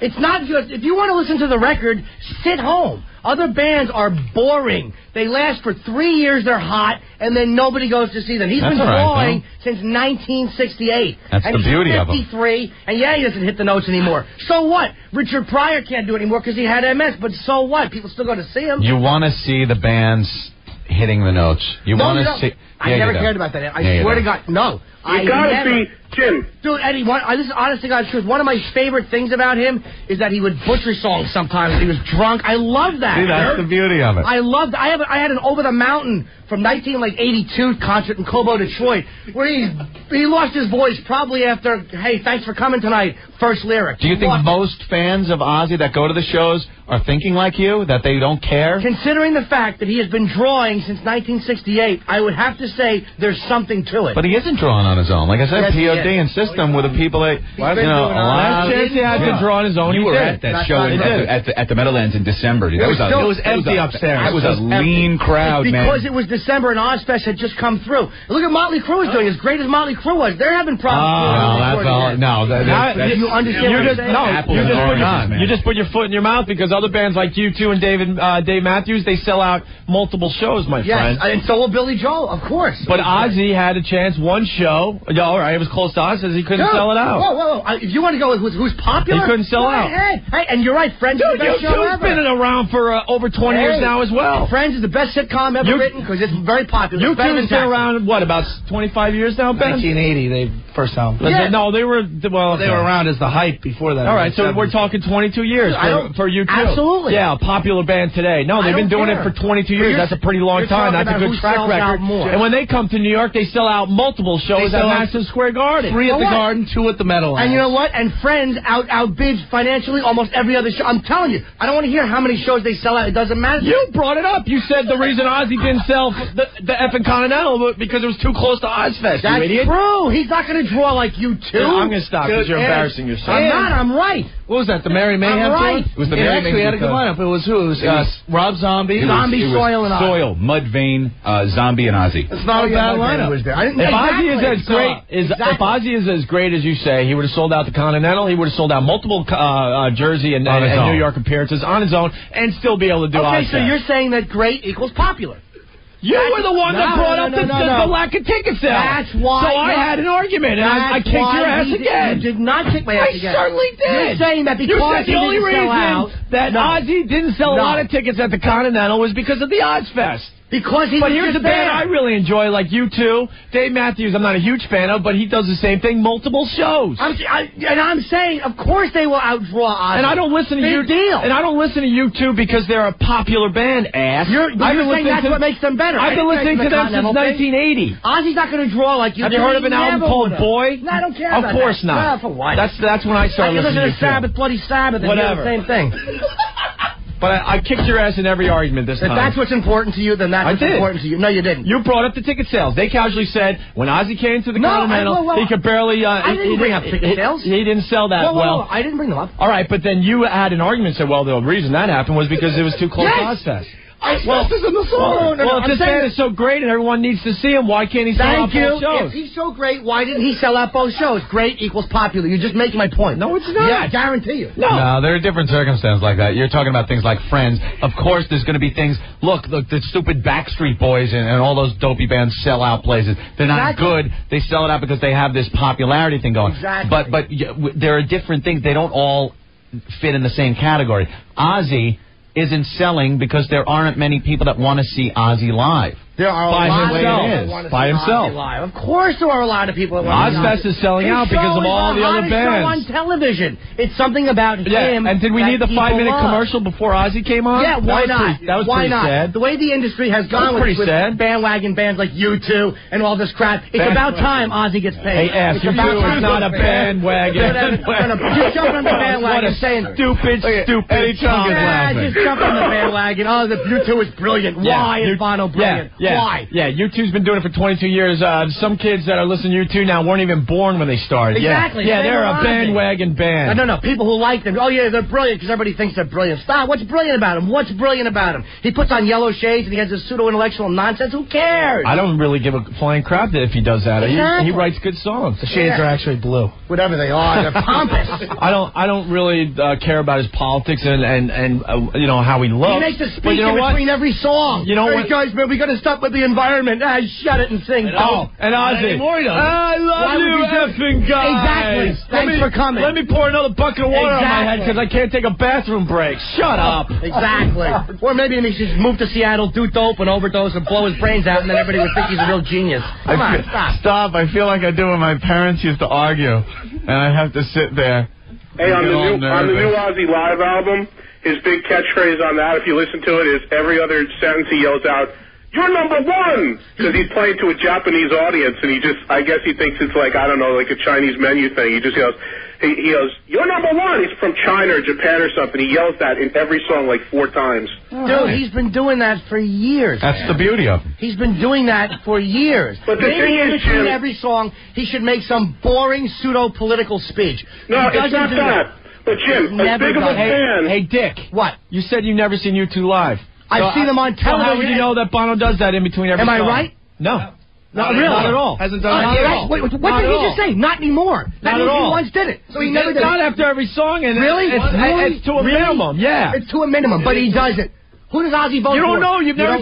The only person, pretty much everyone in this room except you, have seen all 3 bands we're arguing about. And I'm 100, and I can tell you that. How do I know you've never seen U2 live, so shut your trap. He makes political speeches. You don't know what this show's all about. He's Irish bore. All I know is when I leave a U2 show, I got my money's worth. You gotta vote for so and so. Shut it, you dope. No one wants to hear who to vote for. When did he say that? Dude, really? When did he say that? When did he say that? Making political speeches. When did he say that? Who to vote for? Who to vote for? In the United States. Was it the United States? Was it Ireland? When did he say that, and who was he talking about? Now you see what you're doing is you're taking my sarcasm and making it literal. You know what I'm trying to say. No, you know something? Back in like 86, 87, I was not into U2 because he was too political. And I remember they toured once and they said, Bono has shunned the press to let the music do the talking. And I thought that was really pompous and lame. Right, so thank you. But he still puts on a good show. They put on a good show. I don't care what he said. I don't care what I said. I don't care what he says when he's not wrong, and I can care less. I can put that aside, right. I could care less if he's trying to solve world hunger and all that. I like the band, and they're great live. When they're singing live and they're playing. Probably the best band I've ever seen live. Okay, you're right. They're the best. And it sounds just like the record. That's what I want to see when I see a band live. Why stand No, because it amazes me. You know something? When you sit there and watch a band performing their music and it sounds just like it does on the record, you're watching that and you're appreciating, wow, those guys are making that music right now live on that stage sound as well as it did in the studio. And that's part of the talent behind being a band like that. It's part of the beauty of listening to the music like that. Not to hear a hacked version of it, or not even talking about Ozzy, like Rob Zombie. That's just what I was saying. I was pissed off that it wasn't sounding like the record. You know why? I could see a goddamn cover band do it better. I don't want to hear that. I want to hear him sing all the words. I don't want to hear him point the mic at the crowd. I don't want to see an exhausted Rob Zombie run back and forth 2 times and not be able to get a line of a song out. But that, you see, that's the difference between us. That doesn't bother me. That honestly, and I'm being completely honest. You know what? You're in the minority. I don't care. Jim, you know what they charge for these concerts? You know how much these tickets are for these kids? So what? So what? They're spending a lot of money. How much do these little deserve a show. pay to do ecstasy? They deserve a show. And they got a show. And they don't need a 5-minute commercial before Ozzy comes on, showing, the Osbournes He too. Deserves it. Hey, man, that's selling out. You're talking about selling out on this show. Selling out? What are you talking about? To start your performance with a 5-minute commercial? So what? Let him do it. Dude, if Dave Matthews did that or you two, you'd be down there. What do you mean if?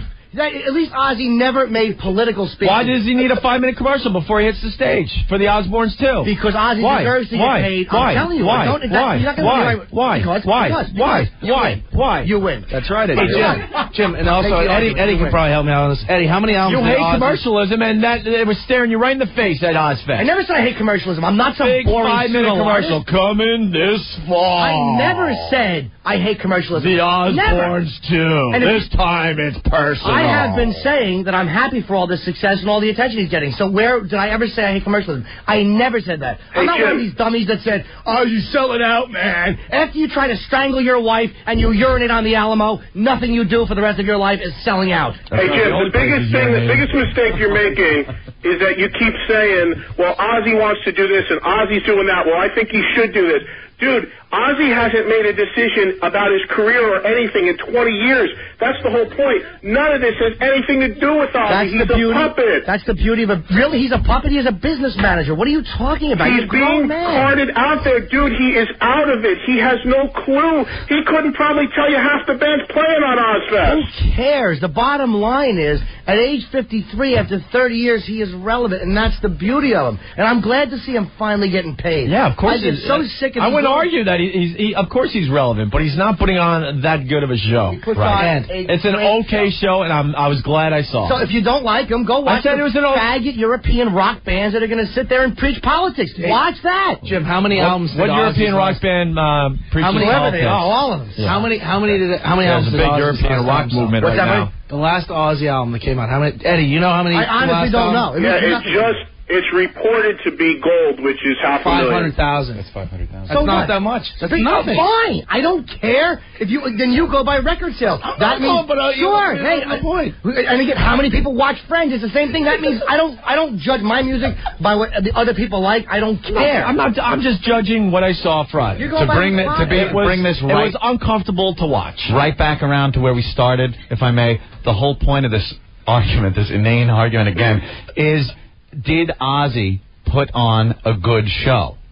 And I would say no. I wouldn't think so. And if you polled Philly, they would tell you it was an okay show. I know. Okay. I didn't say. It was an okay show. I'm just talking about what I heard from, and I've seen clips of him doing his performance live recently, and it just doesn't seem like it's a good show. If you're just a casual fan. I hope he's paying Zakk Wylde a lot of money, because that's the reason there's any energy on that stage. Not true at all. This is not true. It's not true at all. How Ozzy gets into that, his hands on the floor and his feet on the floor and jumps up. Wow, that's pretty impressive. What is that? That really gets the crowd going.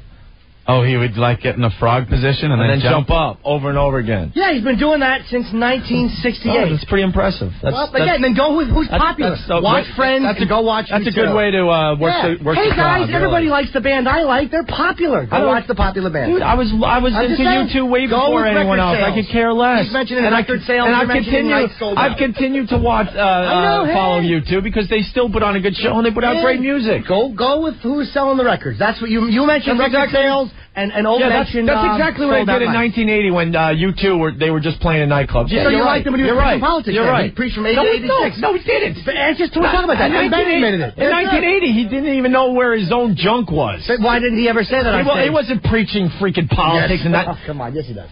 No, in 1980 he was not, Jim. Yes, he does. No. Yes, he does. You have no idea. He walks around with his dumb shades, and he's a hipster, and he stinks. What did he say in 1980? Who cares? I wouldn't listen to him now. He had no political crap in. Hey, what's that song Sabbath's doing so I could change the lyrics? That's what he probably said. He's a bum. You lose again. Thank you, Eddie Trump. Hey, man. Hey, guys, thanks. You want to win because you got the popular song and the record sales? Take it. I don't care. I go see Ozzy. I didn't make any of those points. I don't. Right, you go to see him because you love him. Nights. You see him because you love him. Absolutely. That's great. And you enjoy the show. That's great. Absolutely. Is he putting on what most people would perceive as a good show? No. I don't believe that because there's always people there, and they stay through Ozzy, and they watch Ozzy, and they love Ozzy. Yeah, because you're looking at Ozzy. And I brought up... if Muhammad Ali booked a fight with somebody, the place would be packed. Are you going to see a good fight? Nah. You can't give people no credit. You can't give I'm not giving him no credit. I give him the respect that he deserves. You have blind loyalty. I respect that. But you know what? I respect you have blind loyalty for Ozzy. I will never... I give you credit for that. But you know what? No, I'm not talking about that. I'm a guy that's not as big as a fan as you. I have an open mind to go to see a lot of shows. That was an okay show, and that's all I'm saying. I understand that, and I'm also. I have nothing against Ozzy. I have nothing against Black Sabbath. The only reason I brought up the Sold Out Nights is because you explained why Ozzy didn't do so well as far as people going to his show in Jersey. Yes, I know that. That's exactly. And I explained to you, that there are other bands that sell out multiple shows. So what? And that's why I brought up Friends, because the popularity of the band means nothing to me. I would never think to mention record sales. I'm probably one of the only people in America that has never seen a full episode of Friends. Do you know that Sabbath, when Black Sabbath came out, that album went into, I think, the top 20 or the top 10 in the American charts with no advertising and nothing from the press, and I could kill. It means nothing to me. Good, I'm happy for them. But it means nothing to me. I wasn't even getting into that side of it. No. All I'm saying is they did. They it wasn't. No. Yeah, but most people did not perceive it as a good show. I simplified my whole argument by saying I saw Ozzy for the first time in a long time in Philly at the Ozzfest, and it was an okay show at best. My point with the record sales. I have nothing against Ozzy, and I'm psyched he's still Would you rather see Ozzy in his heyday or now? I've seen him in his heyday, and I've seen him now. It doesn't matter to me. It doesn't matter.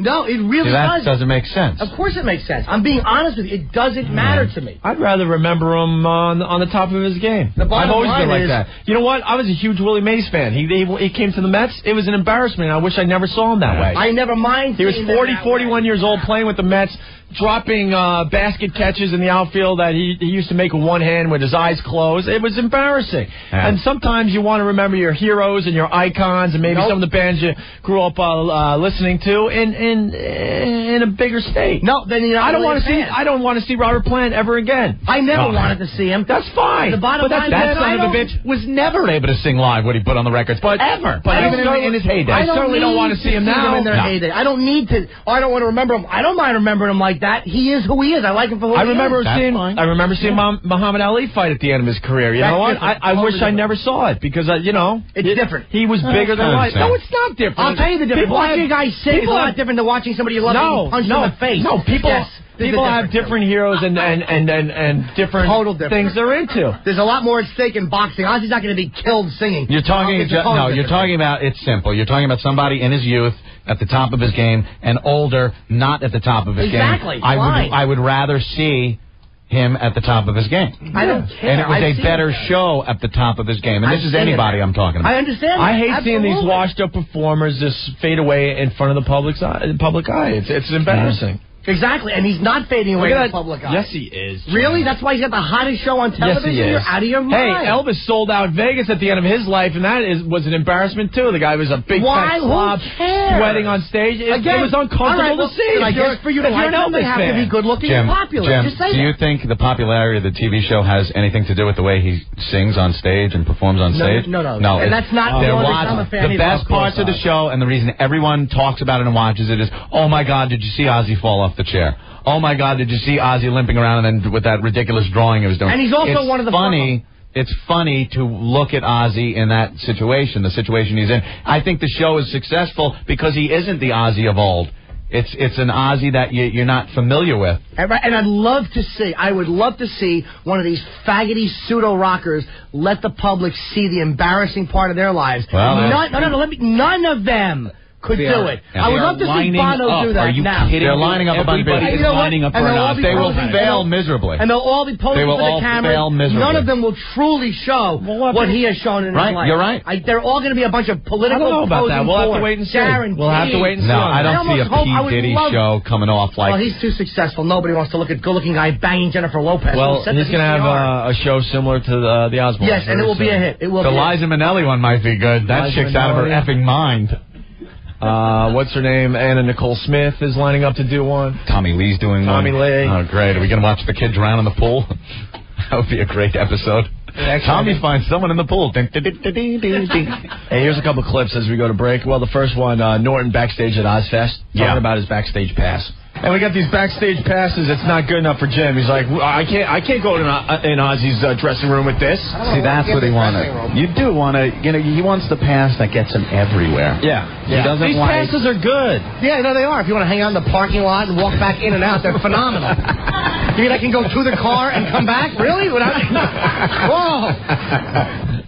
And one more from Ozzfest on Friday. We got some clips, by the way, from Phil from Pantera. Actually doing the down thing these days. Yeah. We'll have some of those after the break. They're priceless.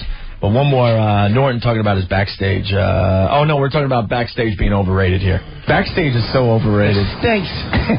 We had to kiss the caterer's ass. Do you know that? Yeah. Big Kev has a ticket. He has more access than we do. Hi, this is Ozzy Osbourne, and I'll see you at the 9. I forgot what year I was in now. Hey, this is Ozzy Osbourne, and I'll see you at... Ozzfest is going to be crazy. It's hard to say my name.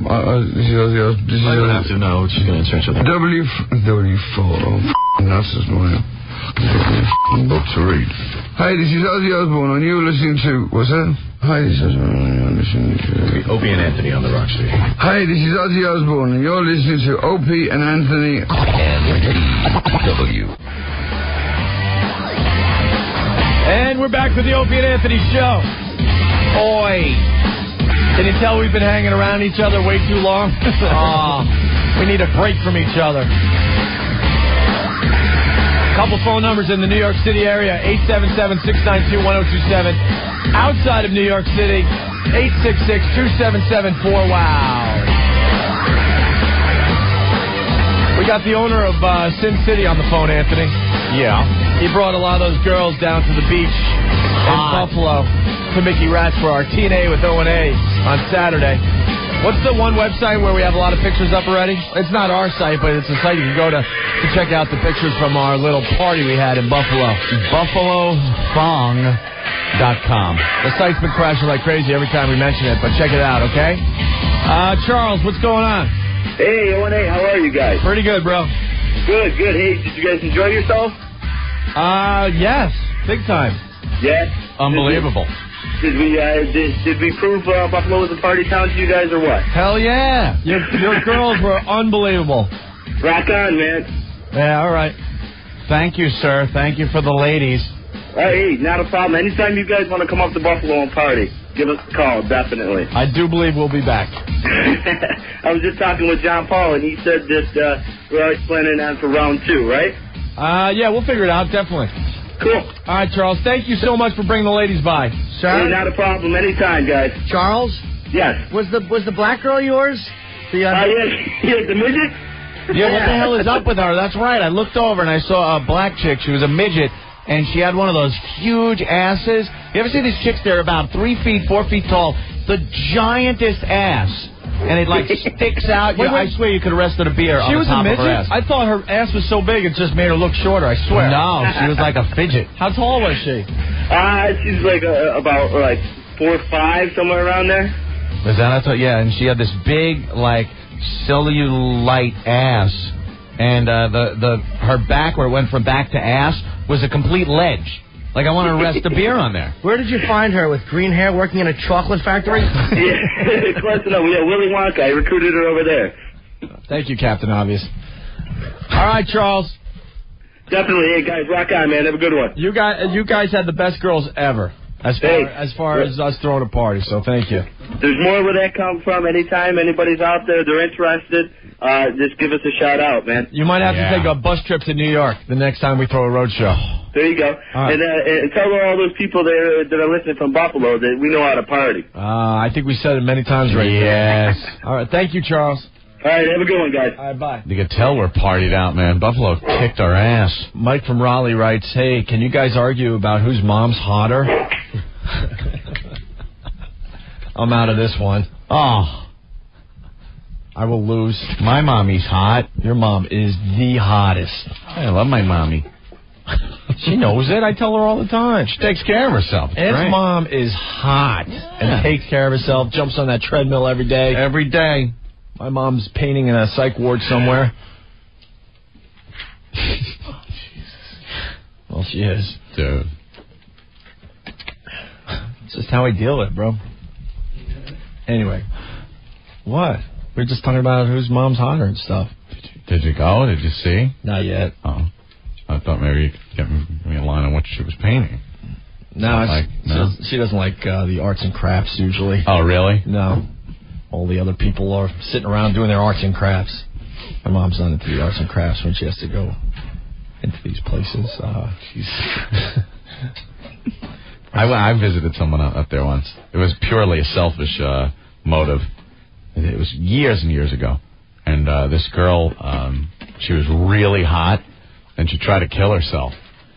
So me, being the slob I am, I was trying to capitalize on the whole situation, trying to get laid by visiting her in the mental ward. I just walk in, hi, how are you? Like I'm the only one that cares about you, don't worry.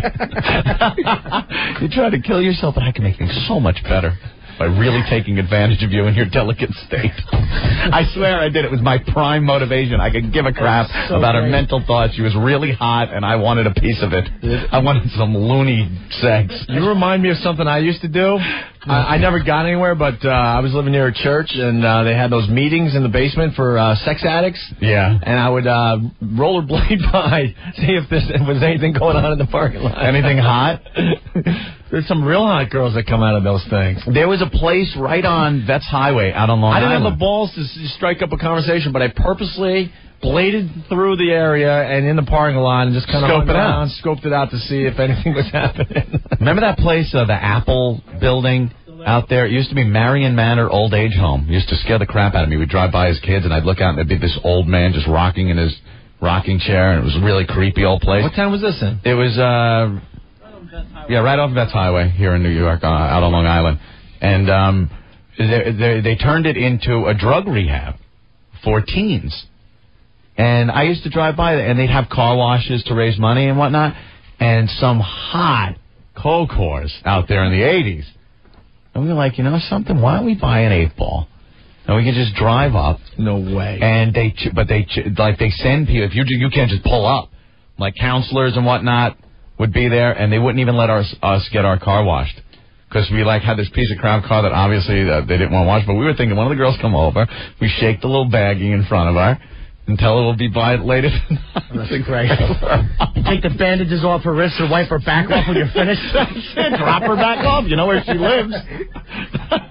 Get me back before curfew. Just an awful, awful quest for booty back then. Quest for sex. Didn't matter. That poor girl she took a bunch of pills and tried to kill herself. She's so hot that it was just like, this is my end. No one's visiting her, you know. They always say, I ain't hanging out with that crazy bitch. I'm like, I don't care. Get some of that insane booty. They're goers. You're right. Sensitive Ant. I was playing Sensitive Ant when I walked in. Hi, how are we feeling? Brought you a plant. Dave, what's going on? Hey, when you guys were talking earlier about some maybe performers that maybe shouldn't be out there doing it anymore like they used to do back in their heyday, perfect example that you'll probably see, I guess, a couple weeks, months, whenever, when the David Lee Roth and Sammy Hagar tour comes to town. David Lee Roth completely sucks now. Can I say that on the radio? Well, there was a review in the latest issue of Rolling Stone. Do we have that laying around? A review of the David Lee Roth? Yeah, they played L.A. already. We got to read this review. It's short on the air. It's hilarious. Good, they pretty much said that David Lee Roth looks like a cross between, Dolly Madison and Don Knotts and someone else thrown in there. Oh, dude, he had no right. He had no right being up there on stage. He had some weird blue leather jumpsuit outfit on, and yeah, and he can't sit for crap. He talks his way through the songs half the time. He's always done that. Yeah, he's always. Yeah, and the other I didn't remember this. I was really looking forward to seeing David Lee Roth. I saw him with Van Halen way back in the day, but I had forgotten how bad he can be in concert until I saw him again last month. Really? And he, like I said, he talks half the songs, the other half the songs, he's all over the place, not even singing. It's like he's getting paid by the octave or something like that, because he might start off low, well, my baby's on the corner and she's looking so fine. You know, he's just all over the place. It is just so lame. That's what he was doing in the 70s. Nothing has changed. Yeah, I know, but I forgot about that because, I guess time heals all wounds. You want to talk about a band that always sucked live? It's Van Halen, the David Lee Roth version. Yeah. Yeah, they were so strong on albums, but live they were just bad. And like I said, I didn't really remember that. That was studio magic. Just feeling nostalgic, and I'm thinking, wow, cool, get to see Dave again after all this time. It's gonna be awesome. It's gonna be awesome. No. I blame Van Halen for the 20-minute drum solo. Yeah, because Dave had to go back and do something better. You know, it was really...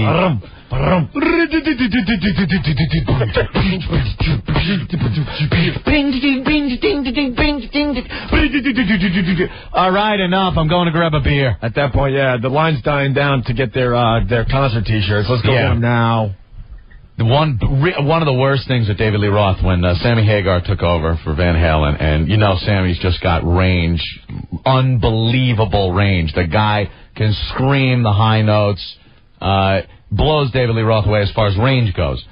When Dave was touring by himself, I heard him do a live version of Jump, and he was trying to compete with Sammy's high notes in Jump, and it was like, might as well jump! And it was like, it sounded horrific.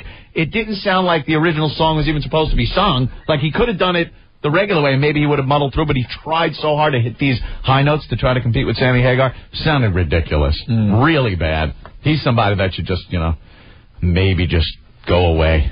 Do we have the review? We're looking for it? Jim has the Rolling Stone because it has Ozzy on. Oh, yeah, the second time in their disgraceful history they put him on the cover. All right, bro. Magazine always sucks. It just so happens Ozzy's on the cover. Let's just keep it at that. That's true. Van Halen shows in the 80s was all about seeing Eddie. That's true. Yeah, without a doubt. Cutting edge, guitarist of the day. So, Mike, what's going on? Mike. Hello? You. What's up? Yeah, they said my name. I don't think they're talking to me. We're talking to you, stupid. Dude, this bit stinks. You're not funny. Hello? It's bad. What do you want to say? All right. Hey, how'd it feel to get punked out by Phil Anselmo, Opie? What? How'd it feel to get punked out by Phil Anselmo? I don't think punked out. I don't think we got punked out. That guy was hysterical, man. It was crap. You were trying to do your little shtick, and Phil was just like, "Shut up." That was Shut funny. the hell That's up. what made it funny, idiot. I was totally playing into him. Yeah, right. Yeah, you were trying to play into him, but he wasn't having none of it. You know what, because the guy was on heroin, you Is this ass? Phil right now? Yeah, no kidding. Huh? Is this Phil? Everyone said that was like 20, 30 minutes of really good cringe radio. It was funny. Of course he was saying it was you cringing because Phil wasn't having any of it. He wasn't having any of what, sir, if I may ask you, and you probably won't give me a good answer, but what wasn't he having any of?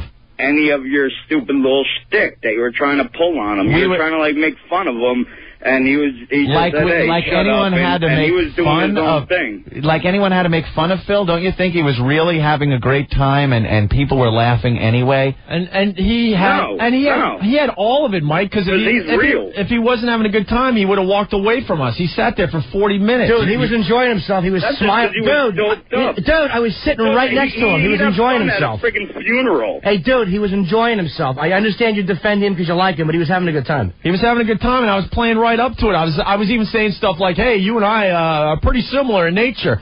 Of course we're not. We're on two sides of the spectrum. Similar like what? Yeah, and he said, "Oh yeah, I do drugs. Yeah, what drugs do you do? None." Mike, I think you're really stupid. He's repeating the stuff that was really funny. Yeah, Mike, when Phil did it. You are stupid, and you probably have the IQ of a flea because you didn't get it. Of course, I can't compete with a Phil. With Phil from Pantera, you ass. That's what made it so funny. I'm like, wow, hey, Phil, me and you are very similar. I used to do drugs, and I copped and admitted I had smoked a little dope and did maybe a line or two in the 80s. This guy shot up just before he came to our table, you ass. Mike, you're the guy that didn't get the joke. Mike, you're the guy that didn't get the joke. Don't worry about it. You didn't get it. You didn't get it. Everyone got it. You sat there because you're so effing stupid. You just didn't get it, but that's okay. Some people don't get the joke. You should work on your intelligence, you ass.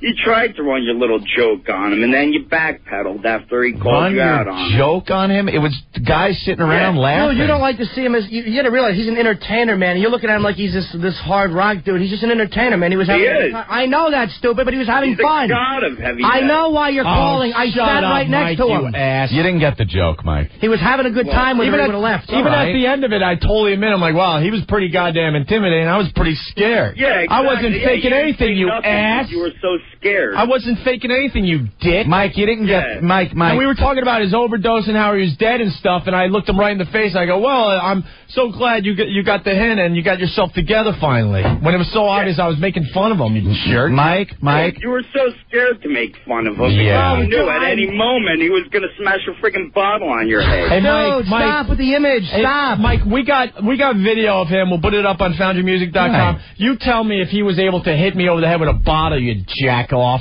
Hey, Mike. The guy couldn't move. They had 5 guys walk him down to a seat for the interview, you jerk. He Could not walk. Dude, he couldn't walk. You see him on Hey, stage. wow, and he's loaded Mike, full of that's so heroin. impressive. That's so impressive. He's always like that. And I thought he was He great. is. Dude, Yeah, it is. Mike, you know, Mike. Just to carry on. You're an ass. It'll also be really impressive when he ODs in the next couple of years. Yeah, he's going down. Dude, he that was guy. out of his Jesus. mind. That's sad. That's you know something what? to look up That's what to. makes him as great as he is. Of He's one of the course. best rockers that ever lived. Of course, Mike. Right? Of That's why Ray course. Staley died. Of Look, course. Alice in Chains. They're one of the best rock bands ever lived. All right, he died. But dude, you didn't get the joke. That's what's annoying. Right? You have no intelligence. You It's just didn't okay. get it. You're simple-minded. You think that Arnold Yeah, Schwarzenegger is really a robot, you stupid ass? It's part of a performance. Al Pacino is not really a Cuban drug dealer either. I'm sorry, childlike adoration. I thought I was bad. At least I realized Ozzy has a sense of humor. Mike? Get a hold of You yourself. just weren't in on that Relax. joke. It's too bad. And the other thing, dude, we don't play it every way, every time. Sometimes, we'll go right after a celebrity or something. Other times, you know what? He gets his shots in, and we play it another way. And what made it funny was that he is a hard rocker. That's what made. If it was George Michael, it wouldn't have been as funny. The fact that Opie was doing that, and he's a hard rocker, heroin addict, made it funny because of the difference. I can't believe I'm explaining the anatomy of a joke to a retarded man. That's what made it interesting. I didn't see any humor at all. Because you're an idiot. He is all the Because you're an idiot. Know how many laughs That's how he is all you know how the many time. laughs we You're got out of dumb. that interview? I got the video. He would talk about Right? burning down his house because he was pissed off at his sister one day. And I'm like, hey, Phil, there was a time I lit a little fire in the back with my brothers with little army soldiers and stuff. I'm just like you. Obviously, I'm not, and that was the joke, you dick. You're an idiot. Well, it was a really dumb joke. You know what you are? You're a Pennsylvania hick. You're an Amish, annoying, aggravating man, and you didn't get it. No, I'm not. I'm from Shut up, Patterson, stupid. New Jersey, lived there all my life. What part of Jersey?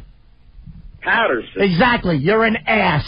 Yeah, okay. Yeah. Mike's just got to You're an understand ass. there are guys that don't get the joke sometimes, and that's Mike. He's the guy at the party that, like, everyone's laughing, and he's got to be like, what was that? What was that line, that last one? I didn't understand the joke. See, that ain't funny. If What it's was not that? funny, I don't laugh. Dude, you make Francine sound like Stephen Hawking. You're an idiot. Dennis Miller. You're an idiot. Because they're funny. All right? I laugh at your show because sometimes... You got offended because funny. he got picked on. Just be honest. Don't be dishonest. I was annoyed at Ope because he said something I didn't like. It's cool. Be honest. Yes. Be honest. You're annoyed because a guy you like got picked on. Just tell the truth. Don't try to sidestep it and be clever. Tell the truth. Yeah, but the whole point of it is that he called him back on it. Oh my God. We gave Hope he didn't say nothing. Mike, can I ask you one question, please? I didn't and say answer nothing. Me? What do you do? Fight him, you idiot. I didn't say nothing. I wasn't in. Hey, ass. I wasn't in rare form, but I got some really funny shots in. I didn't say nothing. You didn't. The whole freaking crowd around us was laughing their asses off because of some of the shots I took. Every time you tried, he just totally shot you down. That was what was funny about There's it, no dude. Why are we explaining? Thank you, Mike. What an idiot. I just wanted to know what he did for a living. That would have been like... Sorry, Aunt. I'm sure it was... I had no voice to begin with. And what an idiot. For now, he kept getting you. Shut up, stupid. That was the joke. It's ridiculous trying to explain that to somebody like him. That guy still was great. We took jabs at him, and he jabbed back. That's what was so funny. And then to act like, we're possibly on the same level with a guy that obviously shot up with something. He admitted that he was on methadone, but you know what? In my humble opinion, that was no methadone we were checking out on Friday. Unless he was double dosing. When he came over, where he looked like the dude from Weekend at Bernie's. Yeah. He looked like a dead corpse that they just held up and got to the seat. He was dead for 4 minutes. Right. Here's some of Pantera Phil's little sound bites from Friday, Anthony. Yeah. I'm a long time alcoholic, and I figure at this point I ought to be what you call picky. He wasn't happy with the beer we gave. Picky. I want one in the green bottle, he was saying. Right. He wanted the green bottle beer. Something tells me if none was available, he'd have taken the brown bottle. Oh, yeah. More Pantera, Phil. How old a guy are you, man? What? How old a guy? How old is what? How old are you? How old am I? I just turned 34 June 30th. Happy birthday. Shut up. Oh, I guess Mike's right. He really got me there. You know something? He is right. Boy, he nailed you there. Boy, he so nailed me. Dick. You're not scared of death? No, not at all. It's so overrated, you know. I've died a bunch of times. He died a bunch of times. Death is so overrated. Did I see anything? Yeah. Did anything come to me? All that crap? Angels. Absolutely not. Nothing. You're not giving it. They said they had me up, braining me, kicking my ass, putting me under showers, putting ice in my Oh, I mean, you know, going berserk, trying to revive me. Yeah. Luckily, there were paramedics? Yeah, absolutely. Paramedics on hand. Yeah, it really sounds like he's getting us. See, Mike, Phil and I were a team there. There is a drug called methadone. Oh. That saves your ass. That's when he admitted that he was on methadone in our interview, but saved him. I don't think so. Just my opinion, though. When I was around 15, 14, and I was doing gigs, you know, just to try and get my name out there, man. I mean, I was making no money. I see everybody else has got, like, McDonald's bags and Wendy's bags and all this crap. Yeah. I ain't got nothing. I'm like, man, you got some French fries left over, you know. And I hope Mike understands, too. You can hear for yourself. A lot of things we were saying to Phil, the reason he wasn't going to have any of it was because he had no idea we were saying half this crap to him. Come on. He's giving me the look of death. I don't know quite how to look at you, sir. That's funny. All right. We'll get more Phil clips, hopefully, later on in the show. We better take a break. Yeah. We are going to get to some things today. I don't know exactly what, but we'll see. Yeah, we'll pull that out later. So we'll take a break and figure it out, man. Hey, New York ratings came in. We should talk about that a little bit. Yeah, a little bit. After the break. Also, Francine, the intern, the angry intern. Yep. Did she do a weekend review? Yep. Really? We might get into that as well today. So, all right. Stick around. It's the Opie and Anthony Show. Lifetime Television for Women presents Portrait of an Intern. Opie and Anthony intern Francine comments on the social complexities of meeting men in nightclubs. Yeah, men are really stupid. It's like you're on the dance floor at the club and you're dancing away. This guy is really thinking he's going to take you home. He's so stupid. Oh, can I buy you a drink? Sure, buy me a drink. Let me have 4 sex on the beach, please. Yeah, he buys you all these drinks and then he expects you to dance with him all night. No, I don't want to dance with you all night. I already got my drink. So get the hell away from me. You're not taking me anywhere. Yeah, you're grinding on me so damn hard I'm thinking you're penetrating my pants. Freak. Don't miss Francine tonight on Lifetime Television for Women. The Opie and Anthony Show. This is the Opie and Anthony Show. A punch-drunk version of the Opie and Anthony Show today. We didn't really have a weekend, which was fine. We had a great time in Buffalo. Yeah. We've been talking about that off and on all day today. The TNA with O&A. We forgot to talk about the airport stuff. Oh, yeah, the security alert. Quick, rip apart Ben's bag. He looks like a terrorist. Know who gets stopped every time? Is our buddy Jim Norton. Every time. Every time. And now I see it's starting to affect him. He gets all pissed. Ever since New Orleans, you've been checked every single time we've been on a plane. And I mean, not just stopped like, all right, sir. I mean, the shoes got to be checked. Yeah. Because, you know, the white guys with the crew cuts are the shoe bombers, you politically correct idiots. Right. The only reason they're doing that is so if they want to pull somebody aside, they feel like they can do it without appearing to be racist. Just drives me nuts. See, I got checked going to Buffalo and coming back from Buffalo. And you know something? I said this about a week or two ago. I said, I don't care. Check me because you know something? I'm Italian. I'm Sicilian. You know, I got the goatee, the facial hair. I could be a terrorist. Yeah. I could be a terrorist. Pull me aside. You know something? It used to be really bad before you cut all your hair. Oh, before I cut my hair? Forget about it. Yes. I know. It was frightening that they ever let me on an aircraft. But they took my bags on the way in, my checked luggage. I go to check it, the bag that's going to go in the bottom of the plane, and he goes, oh, come with me. They go to a room, put the bag in there, and proceed to just go through the whole thing. They do that with, like, every 100th person or something. I was the 100th person there and back. Lucky me. I should play lotto.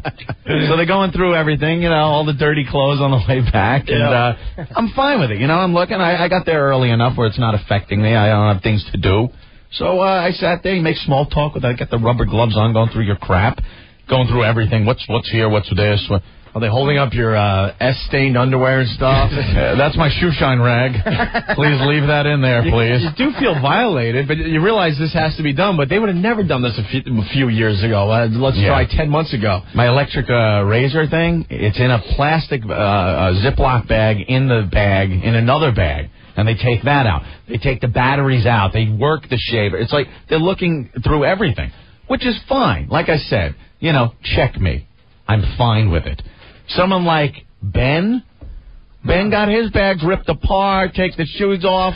Why are they checking Ben? I'll tell you why. Because he has that big, beautiful lump in the front of his jeans, and they think he's smuggling another little man in there. He's got some dynamite in his pants. Oh, you just reminded me of something. So guess who's on our plane back from Buffalo, of all places? I spotted him. I was the one. Now, as I'm getting checked, They're going through. They went through my check bag, so now I don't even have any carry-on. But they tell me right before I'm ready to go down the jetway, we're checking you. I'm like, all right, I'll get checked again. Fine. So they wand me. They go over the wand. I got to take my shoes off. So as I'm now tying my shoes to put them back on, I look over and I see this elderly gentleman walking with a guitar case, and no one is stopping him. So I look at him and I go, oh, I know who that is. That's Uncle Junior. From The Sopranos. He walks right by. I'm bypassing security, Tony. I got my guitar case, Tony. They don't check me because I got the big C. They feel bad. I got a pass from Dr. Kennedy, Tony. He walks right by, and I'm like, oh, my God, it's Uncle Junior from The Sopranos. He walks by, and Ben starts laughing because he goes, oh, my God, Jim is just going to freak out. He's going to want a picture. Because he was Johnny Ola from The Godfather. Of course he was. Johnny Ola showed me. It's Johnny Ola in Godfather 2. You know, great movie, and there he is. So, of course, Norton is going to want a picture. I got to ask Jim something. Were you plotting the whole flight how you were going to get a picture of him? I'm looking at it. Because he was way in the front, we're in the back. I was sitting right behind you. And I'm thinking, I think he's trying to figure out exactly how he's going to get this picture taken. I'm annoyed because my bag, because it's a smaller plane, my camera's in my bag, which they make you check. Even though it's a carry-on bag, because it's a 51-seater or whatever, they make you put it under the plane because it's a smaller plane. Yeah, it was a little jet. I'm like, do I have to open my bag on the runway to get my camera out because I have my laptop? I was so annoyed. You start opening your bag on the runway. I know. They're going to have a big problem. I know. And especially taking pictures out on the runway. Yeah. They probably wouldn't enjoy that either, Jim. So on the flight back, he's just like, got a camera? Got a camera? Steve, you got a camera? Rick, you got a camera? Anybody get a camera? Camera? That's all he was doing the entire flight back, trying to plot how he was going to get his picture. Yeah, he was going to pull a hit on Uncle June. And then did you see him run off the plane? Yeah. Oh, yeah. He's cutting everyone. That's where I want to pick up the story. All right? So I go to the men's room, all right? And I'm at the urinal, And Jim walks in. I'm like, oh, here we go again. You know, he's behind me because the men's bathroom really packed, so people are waiting to do their business. Yeah, you got to pick. So he's right behind me. He's breathing really, really hard. And I'm like, now you're like, oh here's my another God, gag. here's his new gag. That is funny. You just get behind someone. Like he's looking at my ass and he's breathing real hard. I'm like, I can't. I'm like, because you never know what his new gag's gonna be. Right. I'm like, oh my, this is his new gag. Yeah. He's just like out of breath, right? And just when I was gonna say, dude, stop or whatever, try to play my way out of it, which never works. I always end up the embarrassing guy. He finally said, I got the picture with, Uncle Junior. I guess what he did was he was sprinting through the airport like OJ to Dominic Chinese to get this guy, right? Yeah. I was walking. You were so out of shape when you went to the men's room. Dude, I was walking up the steps, and I saw him, and I'm like, is your name Dominic? And he goes, yes. I'm like, oh, I want to get a picture with you. But I happened to walk ahead of him. I don't know how it worked, because he's an older gentleman. I walked ahead. Get him away from me. Where's Bacala? Bacala's supposed to protect me. I burst past everybody up that little runway into the terminal. I'm like, excuse me, pardon me. And then I get there, I open the camera bag, I get the camera ready. He walks by me, and I'm like, ugh, where's somebody from the show? So I see Uncut Rick come out, and I'm like, dude, you gotta get the picture. And Rick, and credit to Rick, man, was absolutely professional. He knew what he was doing. Of course he does. He's Mr. Rick. He's good, man. Mr. Rick knew. Did he make Dominic put his arms against the wall and prop his ass out? Dude, he was Now, Dominic, could you unzip your pants and stick your hand down the front? Play with your bald head. Did you make him do the Britney Spears? No, the Al Bundy. The Al Bundy pose where they open their pants and stick their hand down there? Dude, he was so annoyed because Rick goes over. He's got the guitar case and a bag in the other hand, and I'm like, I'm walking. I'm like, do you mind if I get the picture with you? And he's like, well, do you have the camera? And I'm like, yeah. And so we just stopped, and you should just see what a little pudgy nerd I look like leaning in next to this actor. It was great. Rick got a good picture. It was classic. I got no glare in the window behind you to freak you out. Yes, I got Photoshop. All right. I got to ask you guys something because you know how I hate flying. Just like pretty much everyone does at this point. Who else felt like we were heading right toward the Empire State Building? Yep. You felt it too? I absolutely did. I absolutely did. That's why I knew what you were going to say. We did not talk about this. We haven't talked about it. My heart went into my gut. We cut a little swath. We were landing at LaGuardia. We came in. We passed LaGuardia. You know what, and then we cut across Central Park. Can I stop you for a second? Yeah. I think the airlines have to do everyone a service. Like, especially the locals. We all know where LaGuardia Airport is. It is east of Manhattan, okay? We are coming in from the east, all right? Yeah. We passed the airport. At that point, I think they owe us after 9/11 to say, hey, you know what? Because of traffic or whatever, we're going to take a loop. It's the pattern. That's the way they run it. But they need to tell us now. Because, that's been the thing they've done forever. But after 9/11, you know what?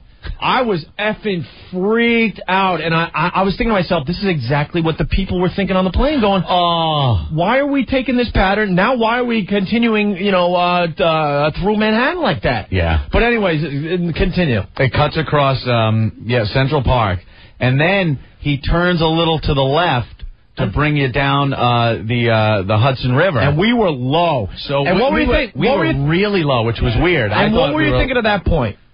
I was thinking, wow, this is a great view of Manhattan. It was great. Really? It was a beautiful view, yeah. Who else was thinking, for some reason, we're landing I've landed there Newark enough times where I know that's the pattern. Then they bring you next to Newark. Then you loop over by the Verrazano Bridge, up across Brooklyn, and then back up north. The point of over the airport. We passed LaGuardia. Now we're over Manhattan. Okay, now we're west of Manhattan and way west of the airport. So I'm thinking, what the F is going on? Okay.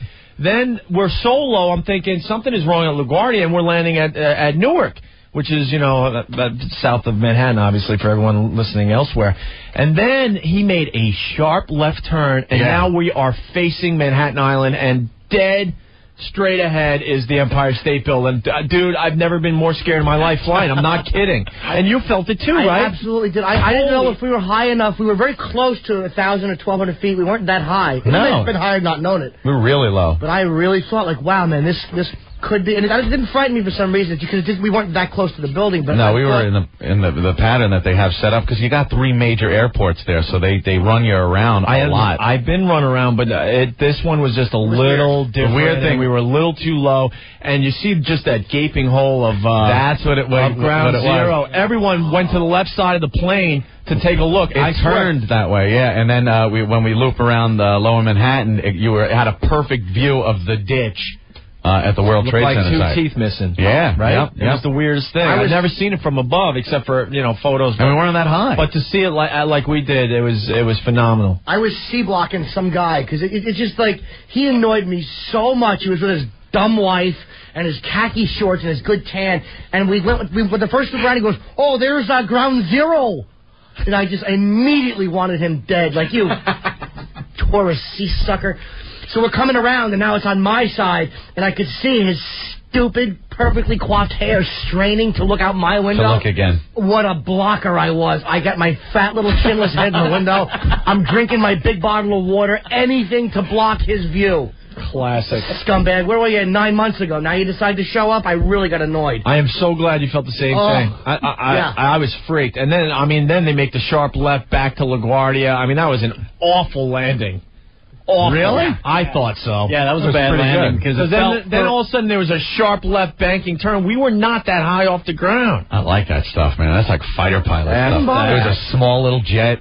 It was a nice plane. Yeah, but when we hit the runway, you could feel the plane was kind of on one wheel on the left and it was holding that for a few seconds. That was the landing in Buffalo with that old plane. That one grab sucked, too.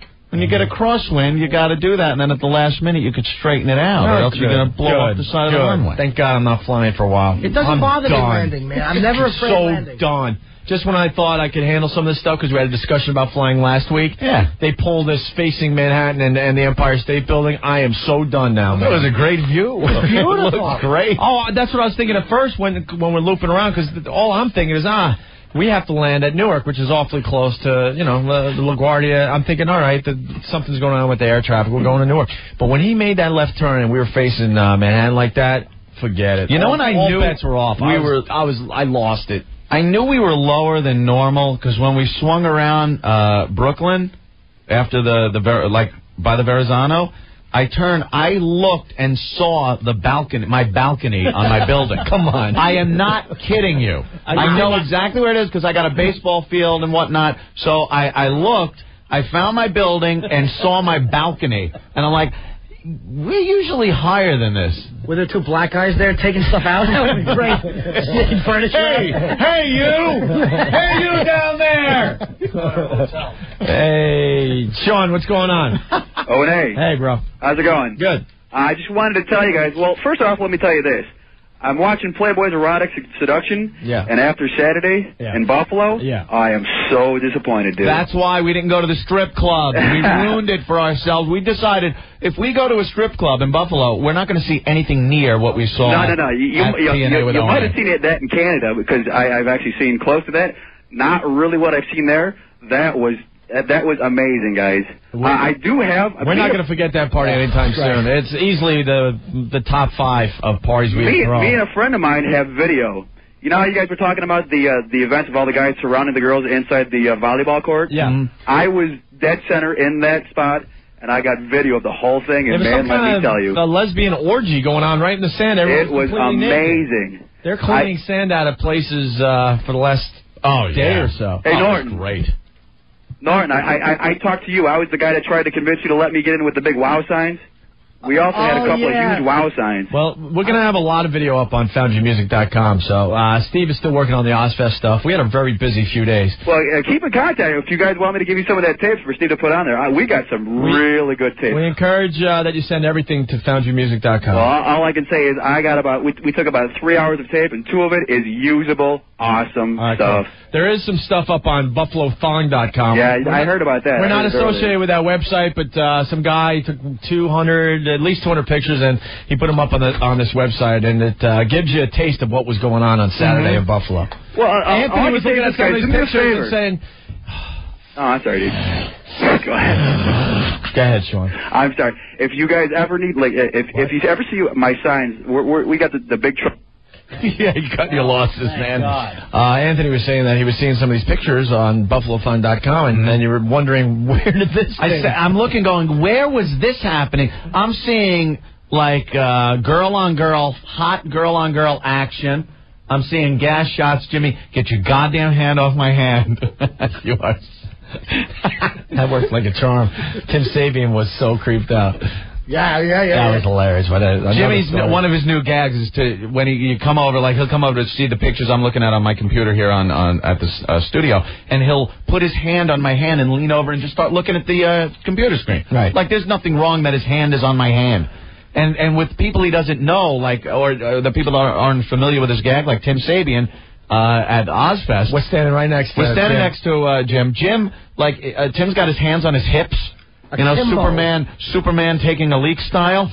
And Jim just cradles, he puts his arm right there on Tim's forearm and just stands there. And Tim doesn't know what to do. Like, you don't immediately go, don't touch me, because you want to know, is he going to move it? But he doesn't. The best is when you start talking to somebody, because it's natural just to, like, when you go, like, oh, dude, I wanted to ask you if you had this thing. And you grab the guy's arm to get his attention, and you turn away, you're done with the conversation, but you don't let go. That's what now you're staring off in another direction, and you're still holding the guy's arm. Yeah, you just have a gentle hold. It's very uncomfortable. The hold of a lover. So don't do it. All right. Yeah, it's hardcore pornography, by the way, on this website. By the way, speaking of WoW and all that, nice segue, thanks. Scott Colombo, our internet guy, for the WoW contest, is on vacation. Yeah. So he has. So now what? Pretty much screwed up our contest for the next week. You could qualify all this week for the WoW contest. Friday is absolutely the last day to qualify. Friday for the WoW contest. $5,000 up for grabs, courtesy of RiskGateVideo.com. We have a ton of new contestants up on OpieandAnthony.com. Yeah, you know something? I'm just looking at this. We were gone for a few days, and the next thing I know, there's like 20 new girls up there, or close to it. Wah, wah, wah, wah. Wow, Jazz has some huge set of cans. Yeah, so check out all the new contestants on OpieandAnthony.com. You can qualify until Friday. Oh, God, are we going to be able to throw more girls off? Yeah, we want to throw Thank God. We want to throw them off all this week, but the problem is, Scott's not around. Ugh, what a mess, Vegas. You crapped out on this contestant. Ugh. So, but just qualifying, we'll figure it out. So we'll probably take like a break as far as the on-air portion of the contest goes, because Scott's not around to help us out, all right? Yeah. But you can qualify until Friday. I've said it 3 times, so ladies, do not email me. Just go down to your local station and get in the contest. It's not too late. Friday is it. Friday is it to qualify. Thank you. All right. Anthony, before we take a break, I want to thank the New York audience and the surrounding areas. We had one of our biggest ratings book ever. Ever. That's it. Still number 1. Where we're supposed to be number 1. Oh, yeah. By leaps and bounds. Leaps and bounds. They're saying the highest ratings ever in these male categories. They're saying the highest ever. With the closest person next down, the closest show next being half of what we got. Half of the ratings we have. Yeah, we had a tremendous book. Tremendous. Let's have a rally. To all those ass munchers out there that said that syndication would hurt our show. We're proving that's not the case. For all those idiots that said that Sean Hannity is the better show. Oops, I don't think so anymore. Ouch. The whole 9/11 thing is... Opie, stop with the 9/11 excuses. The people making excuses... If you looked at a graph of programming through the past year and saw the changes that happened at 9/11 and then for the months afterwards, it's so obvious how the news stations, the political news talk shows just went through the roof during that time, and people really... thank God we had our hardcore fans that were still listening to this show, because a lot of the people were like, hey, I want the news. I want to know how the war's going. I want to know if we're going to be bombed again or something. But, boy, the listening habits have just gotten right back to where they're supposed to be. And we kicked Sean Hannity's ass. Oh, yeah. It needs to be said. Yeah. Because there were a bunch of critics out there. See, Sean Hannity's the better show, blah, blah, blah. We told you all, shut up. We don't think that the show is going to last in syndication, rinse. I think that the problem is, you faggot, shut your face. So you can read about it for yourself in the paper tomorrow.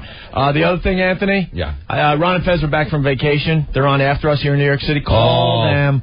They absolutely killed in the ratings. They're number one, men 25 to 44. They went through the roof in their ratings. The other two day parts, we still got some work to do.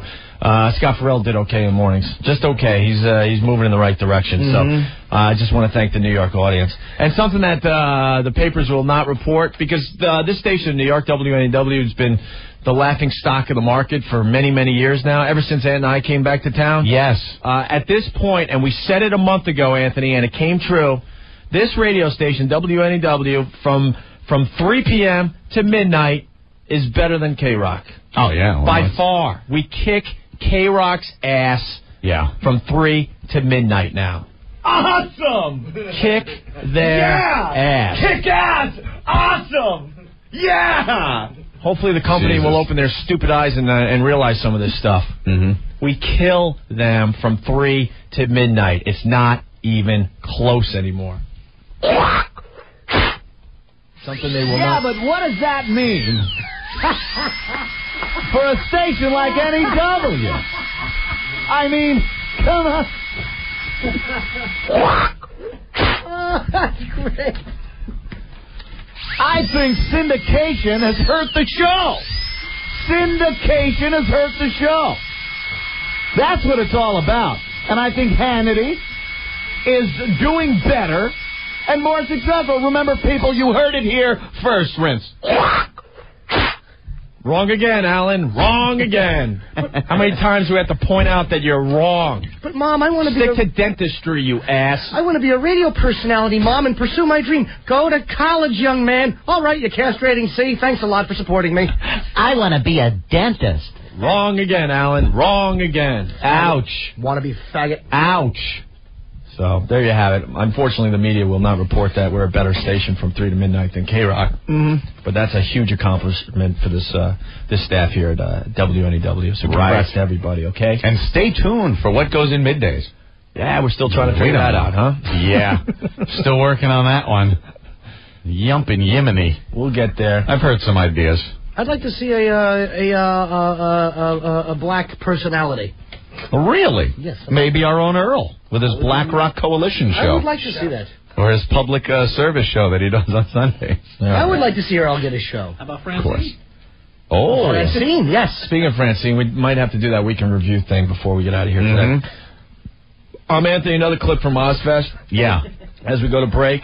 Actually, we got a Francine thing, too, so we got a couple short things we want to play before we hit the commercials. Listen to me middays on WNEW.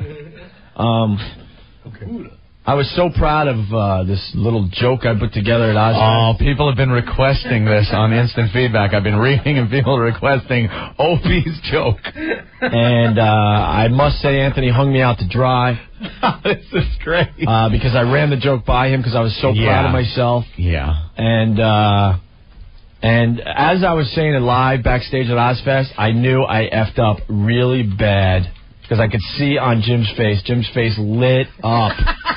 He saw a limping gazelle, and he was a lion on the Serengeti. You were a chick with no self-esteem, and I realized you had, like, the memento memory, so you couldn't testify. And I knew there was nothing I could do to get out of it. Basically, we took this bus to Ozzfest. Yeah. And I was with Jim, and he was so excited. We all know the Ozzy thing by now, you know? And I was thinking to myself... just play the clip. I know, I don't even... Yeah. Well, I was supposed to say Mark David Chapman, and I said John Hinckley. Of course. I basically was thinking, forget it. I can't even say it anymore. I ruined the joke forever, but here's how it went down Friday. On the way over to the venue, I got to say, it's getting back to Norton and his obsession, the Ozzy obsession. Yeah. He was so fidgety and freaking on the bus because we're getting closer to the venue, which means closer to Ozzy. Yeah. I swear to you, dude, I felt like I was on the bus with John Hinckley taking him to the Dakota. That would have been probably really appropriate if Hinckley had shot John Lennon, you ass. Why Why was he going? Wah, wah, wah, wah, you dick. I gotta rewrite that one. Mark David Chapman, whatever. I'm so happy. You just made Norton say, and I hope he's pelting him with various markers and whatnot. And I just turned so red. I was so happy. That's funny. It was the first joke I've written in about a week. I was so proud of it. I was practicing on the bus. Hinckley standing there going, when's Reagan? Yeah. What the hell are we doing here? Who's this faggot liberal in the glasses? I don't want to talk to him. He would have had to stay there for another year because it didn't happen. Well, whatever. I know what you're saying. I felt like I was bringing... I felt like you were bringing Oswald to, say, the theater where Lincoln was watching a play. Yeah, no, I know. Oh, God. Mr. President, Mr. President. Yes, what do you want? Lifetime Television for Women presents Portrait of an Intern. Opie and Anthony intern Francine confronts the difficult and perplexing issue of men who lie about their size. I am tired of these guys who claim to have big. Why do you lie so much, man? Listen, if you have a small, there's nothing wrong with it. There are all these big motherfuckers out there who don't even know what to do with it. They think just because you're screaming it's good. It's like, no, just because I'm screaming doesn't mean it's good. You might just be freaking moving my organs and whatnot, you know? Stop the lying. It's not even funny anymore. If you got 2 inches, just say you have 2 inches. Ugh. Don't miss Francine tonight on Lifetime Television for Women. The Opie and Anthony Show. You're checking out the Opie and Anthony Show. A couple of interesting stories in the paper today. Quadriplegic sues strip clubs because he can't get lap dances. This is where this is going, huh? This is where this is going. And why can't he get lap dances? Yeah, he's like permanently has a lap. Maybe he should sue his spine for being ineffective. Lazy creep. Do we have clips of this guy? I think we do. You gotta check him out here. He's all upset. I don't understand. How can he not get a lap dance? How can he not get a lap dance? Hold on a second. Hello? Yeah, hi. Hi, who's this? It's Carol from the Early Show, CBS Early Show. CBS Morning Show. Yes. Hi. Do you have, I really need your help. I've been bounced around by a million people. We're looking to air tomorrow morning the Springsteen CD single that's being released, and we want to know if you had a copy of it, whether you were planning on releasing it, playing it tomorrow morning. Well, of course, we're the premier rock station in New York City. Okay, that's what I thought, so I called the right place. Of course you did. Hold on, you want to talk to the program director? Yeah, I'd love to get a copy. Would I have to be on hold for a really long time? No, we'll get right through it. What's his name or her name? Huh? What's his or her name? Dave Douglas. Okay, thanks a lot. Appreciate it. Hold on a second. Dave Douglas, programming, excuse me. Hey, Dave, Carol Allen of the CBS Early Show. How you doing? Hi, how are you? Good, thanks. It's so nice to hear your voice and get some help. Yeah. Although your colleagues have been wonderful. In any event, we'd like to air. We understand you guys have the Springsteen CD that's being released tomorrow, and you're going to be playing it in the morning. Oh, gosh, we're looking so forward to that. It's going to be a great album for us. That's great. Can we get a copy of it? We'd like to air a clip of it tomorrow morning on the Early Show, and, of course, we'll give you credit. Oh, we'll get credit? I think so, yeah. That's great. Hey, you want to hear a little piece of it? Sure, I'd love to. Hopefully this will be what you're looking for. Okay. All right, let me pipe this through here. Hold on. There we go. Let me send you back to the studio for 2 seconds. Okay, can I send a messenger to pick it up and then have it delivered back here? We'll have let me send you back to the studio for 2 seconds. Hold on. Thanks.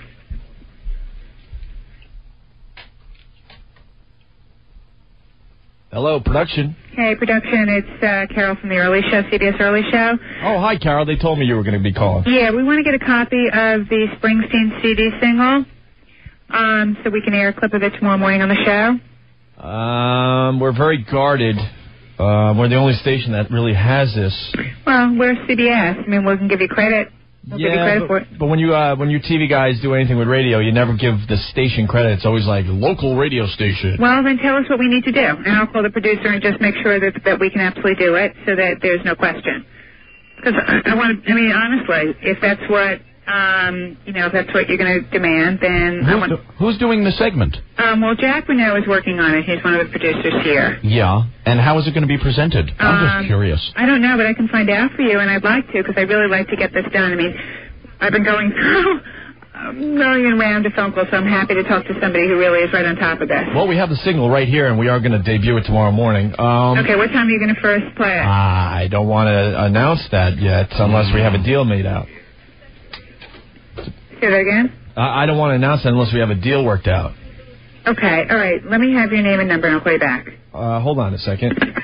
I'm going to bring you back to Dave. Oh, wait. Should I be talking? Wait, what is your name? Huh? What's your name? John Hubert. Okay, John, are you the person I'm going to get it from? I have it right in front of me, but I can't release this unless my boss, Dave Douglas, says it's okay. Fine. And I'm sure he wants to work out some kind of cross-promotion here. That's perfect. All right, hold on. I'll put you back to Dave. Hi, Dave Douglas. Dave, could you hold on 1 second? It's Carol from the Early Show. Sure thing, Carol. Jesus. Now they're on to us. You think? Oh, yeah. Oh, now somebody's calling her saying, hey, you're being railed. God, we have too many listeners in New York, you asses. We used to be able to milk this for a good 15 minutes at least. You're on the air. Oh, Jesus. Come on. I got the single right here. This is what we were going to play for it.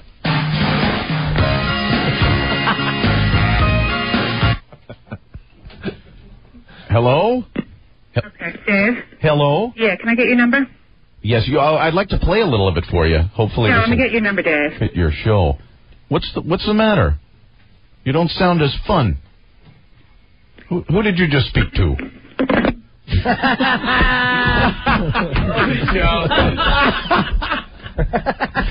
What a baby. Way to be on top of it. Call the right number, CBS. stupid. They own all the, CBS, one big happy family. Yet she didn't know that we stopped playing rock and roll 3 years ago. 3 years That's ago. good.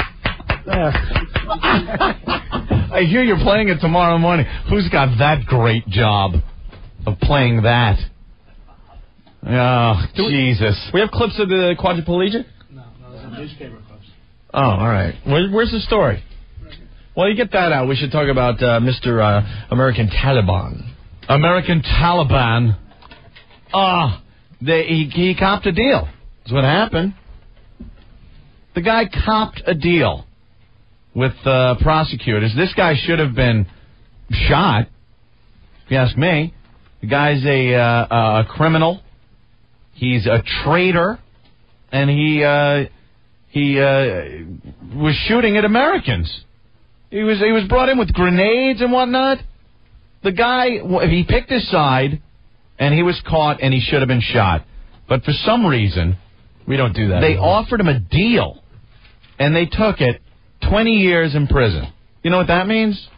And I don't care if they said it's guaranteed he's got to serve out the entire 20. Wrong. This guy could be out in a little over 10 years for this. He's a young guy, so he could just get out, talk shows, books. You just made the guy a mint, pretty much. Yep. Pretty much, he's famous. He's going to be rich when he gets out. This has been the best career move that this asswipe could have made. I can only hope, please, I don't know where this guy is going to prison or anything, but if we broadcast any city that has the prison that this guy is going to be in, please, I'm begging the inmates to give this man the slowest, most painful, most degrading and humiliating death that you can ever imagine. Ever. I'm talking the A-sex. I'm talking just wads of man-seed from multiracial convicts all over this guy's body to mix with the blood as they slowly carve him up. Please, I'm begging you. We'll give you a valuable prize. What do we got, CDs? Something. I don't know, but you got to think he's not going to last in prison. I would hope so. You always say that, like, when there's a child molesters rarely last in prison. They get beat up. Jeffrey Dahmer got. I know, but you know something? There's a way to get at everybody. If there's one thing history has proven. That's true. Is you can assassinate everyone. Make me peel my orange. There's ways to get, and I can't see any American, even if you're incarcerated, that wouldn't love to have the celebrity, the notoriety that I'm the guy that killed this scumbag traitor. But for some reason, the prosecution figured they'd give him a deal, 20 years. He could have gotten life in prison. Like I said, he should have gotten death. But they dropped 8 charges. 8 charges. He pled guilty to 2 charges, which carry 10 years each. You know, they don't want to. Dude, the bottom line is he's a white suburban kid. And I'm telling you that they just didn't want that. They just want to get it over with and move on. It was one of the middle class, one of your own, and he's guilty, and he's getting no time for it. It's disgraceful. He said, we got clips from his mom, his dad, and his brother. This is his words as he pled guilty. I provided service as a soldier to the Taliban last year. I carried a rifle and 2 grenades, adding that he knew to do so was illegal. I plead guilty. What? Why? I'm amazed. Why cut him a deal? Yeah, exactly. You know something? There are certain circumstances where maybe it's iffy. Maybe you got the prosecution goes, look, we better cut a deal. This is a great case. This would be great. You try it, and you put the guy away for life. Why cut a deal? And we're certainly making a fine example for everyone else that wants to try this. Look, I get 10 years. If you could spend, that's worth it. People go to medical school. That's worth the risk. And spend upwards of 10 years attending schools and whatnot, a residency to become a doctor and not make half the money this son of a bitch with a 10-year investment in his life. He's, how old is he? 21? 22? His early 20s. He's going to be in his early, 40s? When he gets out? If he spends his whole sentence, which he's not going to do, and he's going to be rich. You know what? Ed makes a good point on the instant feedback. The son of Sam got 365 years, right? And he's already up for parole, or it just passed. Mm-hmm.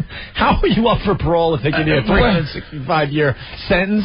There are people, I know how they do it. You don't have to answer me, but it's ridiculous. There are people in certain states that are spending a life prison term for drug possession with intent to sell charges.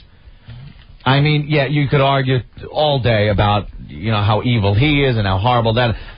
But how could somebody selling weed or the 3 strikes rule where you commit 3 felonies, regardless of how intense those felonies were, maybe they're not shootings, maybe they're, white-collar crime, you do 3 of them, you get automatic life. Why is this guy getting a 20-year prison term? Why did they make the deal? Something's going on. He's, again, it really is. He's a suburban kid. You know how nobody likes to think of our own, and that's one reason. This bypasses all that, though. They want to get it out of the media and just move on with it. They should have shot him. Justin Volpe gets 30 years, and he was a bad, dirty cop. He should go to prison. 30 years, and this guy betrays his country and carries a weapon and grenade and gets 20. And it's argued that he killed that soldier that was there interrogating him agent? when the uprising happened. We're dumb. Americans are dumb. Stupid. See how quickly? See, it just takes almost a year. A few months go by, we forget things. All of a sudden, he's copping a deal. Do you know the outcry if it was a week after September 11th and they were saying, well, we're going to give this guy a deal? There'd be an outcry. Where's the outcry?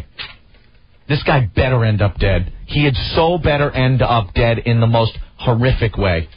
Well, here's some clips. First, we got his mom, his little mom. Oh, this family of his also round him up and should be shot. Yep.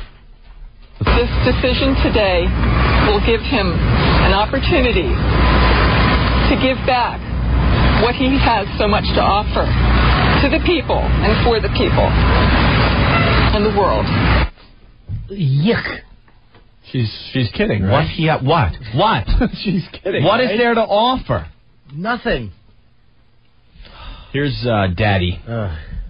He never, in all the interrogations that were going to be the subject of the suppression hearing, never once did John ever say anything against the United States. Never once, not one word. John loves America, and we love America. God bless America. Jesus Christ. I just let that sit there. Just let that sit. Fighting for the Taliban. His statement sounded like Norton with Ozzy. The guy's blind faith in his son. See, he took up arms against America, but that's the beauty of it. That's the beauty of my son. Don't understand. That's the beauty of it. I really don't like your accurate comparison. I'm an ass, and I know it. That's the beauty of it. That's what the speculation is? He was able to provide info to the CIA, keep some U.S. defense things secret. Yeah, you know something? If maybe he gave them some info, still doesn't.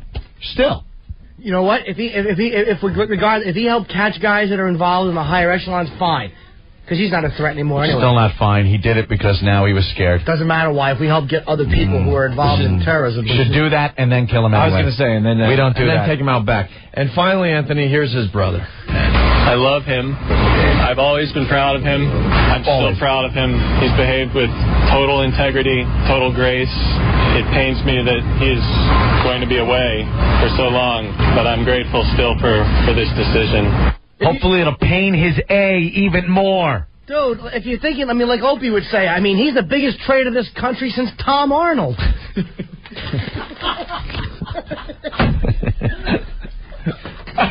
You ass. We're going to go, bro. We're so going to go, man. You're a dick. The family is completely delusional. The brother, always been proud of him? Shut up, Rick. How are you proud of the brother? We're trying to have a serious discussion here. Do you understand? How are you proud of your brother? He said he's always been proud of him, that he's a traitor for this country. It's not like he's writing Patty Duke-themed parodies. Like brothers should be doing. The guy picked up arms against this country, and now he gets 20 years. Somebody commented that in prison he's going to be holding some big black guy's rifle and grenades in his hand, too. That's just really good. Your name slips me, but very good. We could dream, can't we? I'm hoping the convicts, man, because there's certain codes they have. Bank robbery, drug dealing and stuff is one thing. It's murder, but there's just certain crimes that they don't want to be around. Molestation, child molestation. Jeffrey Dahmer got taken out. I heard that had nothing to do with that, though. I heard, believe it or not... Spurned lover? No, I heard Dahmer actually cut somebody on a food line, and that was a quote-unquote diss in jail, and they killed him for it. That's what I heard. Cut in the food line. Do you love the joint? I love... Isn't it great, the justice that goes on in the joint? Dudes, man, they really are. And you've seen this guy, when they shaved him all up and everything, got that swimmer's Taliban body. It'll be all over for him. Yeah, that kid Lynn has quite a build on him. I'm not gay and I don't like traitors, but boy, if I was, both ways, I'd be the one I went with. The white supremacist like an Oz? Oh, my God. Schillinger gets a little word out there in the yard. Maybe he's in the weight room. You know what they do, right? They turn him over, they'll pin his back down, his shoulder blades with one of the heavy weights, get his legs down with the other weights so he really can't move. Spread him. Oh, you like that, don't you, faggot? Don't you, faggot. Ooh, I like that weight. Oh, yeah. Before you know it, he's in the weight room getting it, and here's what you hear. I'm not gay. I'm desperate. Yes. Hey, man. Say vehicle.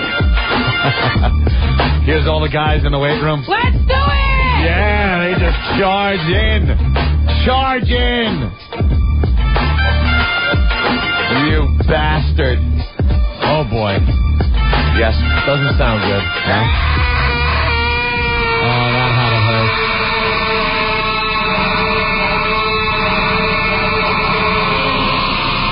Oh. Here's a clip of his bunkmate. You ever seen a grown man naked? Oh. Oh, he's bitching. He's bitching to the COs. Those men wanted to have sex with me. Yes. Suck it.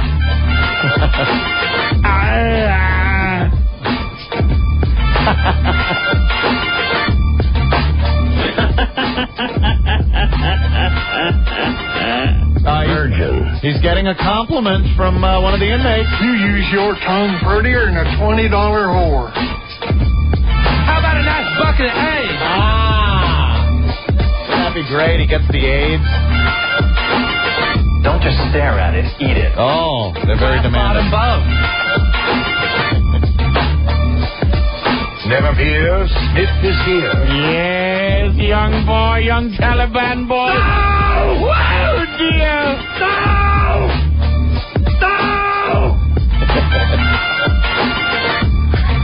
Nice. Look what I did to you. Again. I'm somebody's bitch. That's right. They got here's an inmate walking in to the showers where he's showering. Is that supposed to be sexy? Oh, yes, it is. God, you just hope it happens. This is less fun than previously indicated. No ass, Sherlock. Hey! It's amazing how the father defends him. You know, my father is an ex-Marine. Yeah. And he wanted to murder me when he found out I gave a Hummer to a Navy guy. I mean, where is...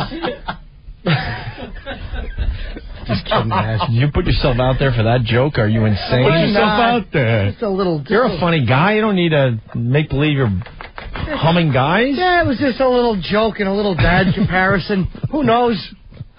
I threw out a little witticism.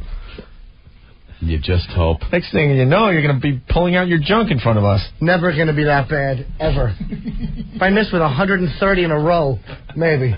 But that one even got like a little... People probably went... a little titter. It didn't have to be a belly buster. Right. They chuckled. That one. Now they all know you're gay. They all think you're gay, I should say. Joke's on them. All right, why don't we break? Roy, we got a few things we could still get to today. Mm-hmm. We could do the weekend review thing. The jingle's really funny. Yeah. We'll figure it out next, okay? Roy. We're back with the Opie and Anthony show. We got lots we could do. Yes, sing it like Rob Zombie.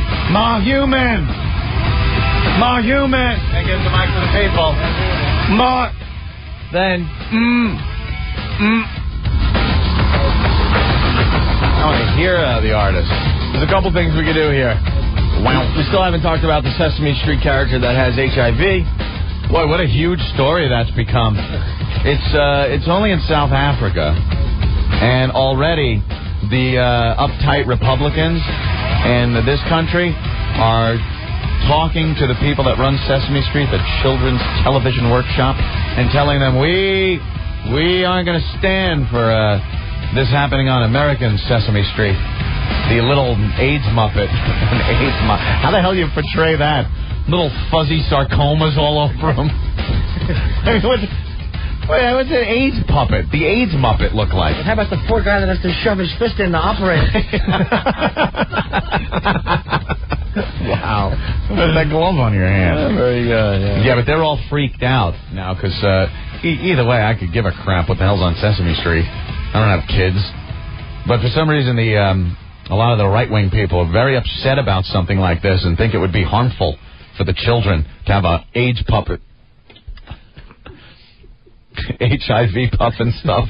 Hey, that's pretty good. I don't think it's harmful, but why do they have a cancer Muppet? It's just politically correct. Why do they have a cancer? You know why? Because in South Africa, AIDS is running rampant. Yeah, that's true. It is like if you want to have a Muppet that the kids can relate to, have the AIDS Muppet because they all got it. Or have a white Muppet living in a much better place than a black Muppet. South Africa stinks.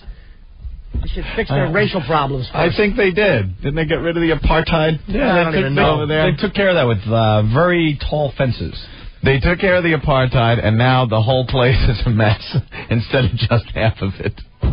Hey, Quinn Eskimo wants in. We haven't talked to him in a while. What's up, Quinn? You know, when he gets here, everyone's sorry. Hold on a sec, Quinn. I was just going to say, when he gets here, everybody's going to jump for joy. Oh, very good. Come on, stop. Hey, Quinn, what's up? Hey, what's up, guys? I just want to let you know I'm going to Raw tonight down at the Meadowlands. Yeah. Dude, wow, all the way. 16th row behind the King and JR. You gotta be checking out for me. Oh yeah. Please do. Can I get five? Yeah, we'll give you something if you get a wow sign on TV tonight. Sure. Yeah. Oh, we love doing that. You guys are awesome. All right, thank you. You guys gonna be watching? Of course we are. All right, cool. All right. Take it easy. That was a waste of time. When was the last time you watched? I haven't watched in so long, I have no idea what's going on. I only want to know if the new Sesame Street is going to be sponsored by the letters AZT.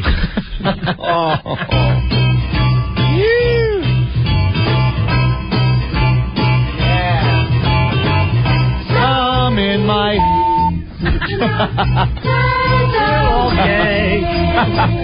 On my way to where the is sweet. How to get to Sex Street, Christopher Street. All over my back. I'm losing weight rapidly. No one will talk to me anymore. How about a nice bucket of eggs? Tell me how to get.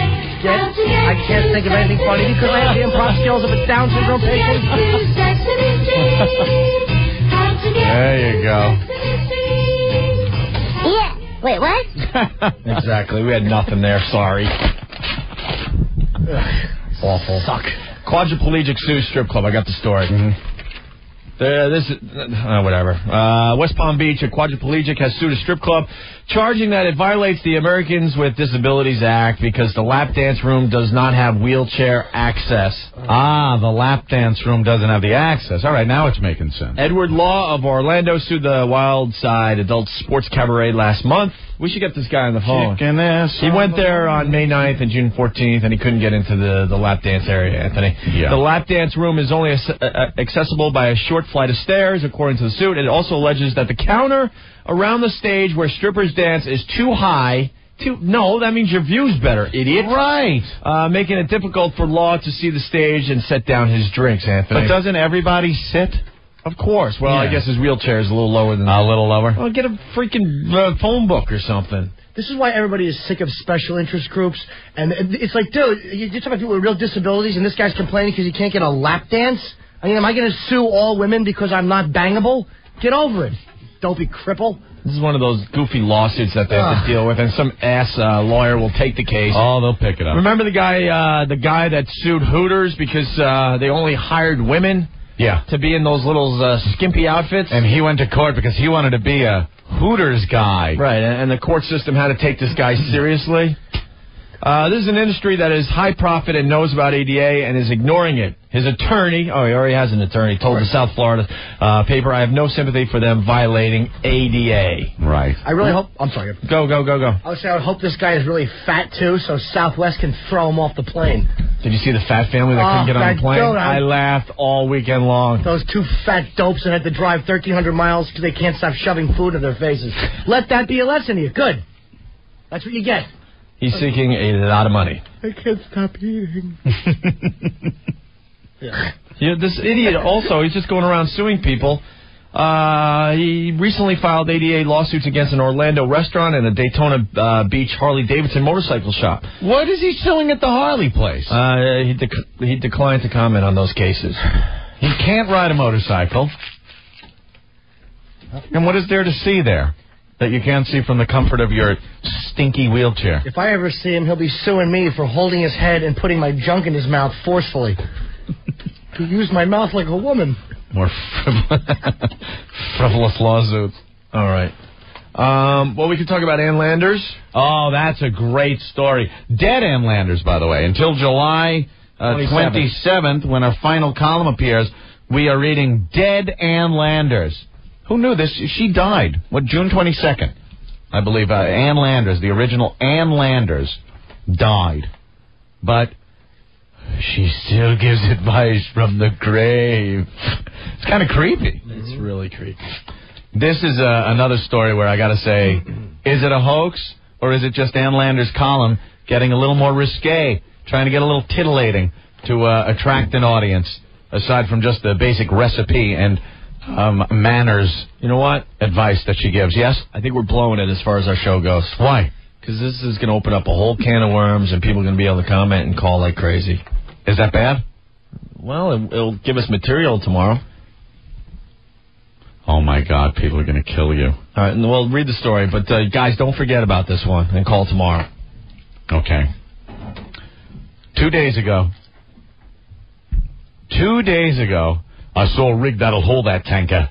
I caught my 12-year-old son, John, in parentheses, and then they used the M word, Opie. Wow. They used the M word for taking care of yourself. Right. As a guy, the jack move.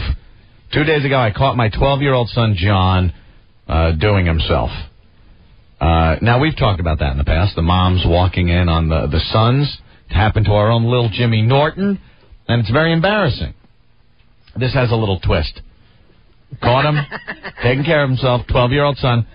He was with another boy who was doing the same thing. At 12? At 12. They're sitting around doing it? A couple of 12-year-olds just sitting around jacking. They had a girl in the middle and said they'd flip a coin. The loser has to F her. King me of Caroline. I was so shocked, I walked back into the house without saying a word. Where was she? She walked back into the house. Where were these two? Yeah, where were these two? In the shed out back, probably. Oh, maybe in the shed out back. Yeah. Were they in the tree house? And was one kid snoring very loudly? One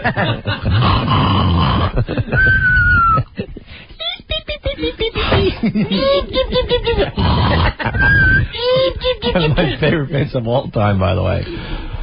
Anthony, are you sleeping? You want me to suck your...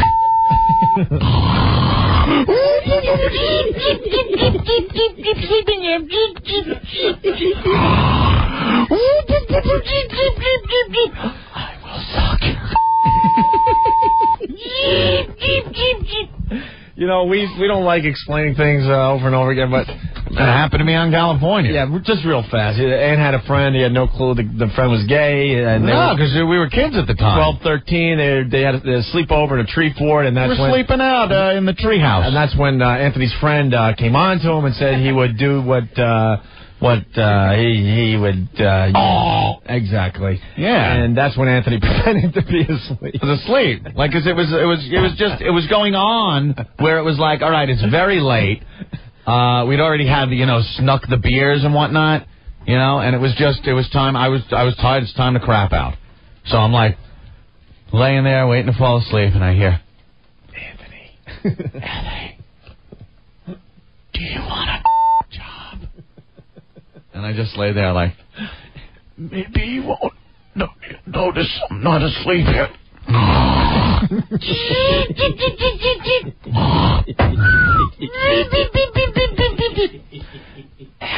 Hey, I'll suck your...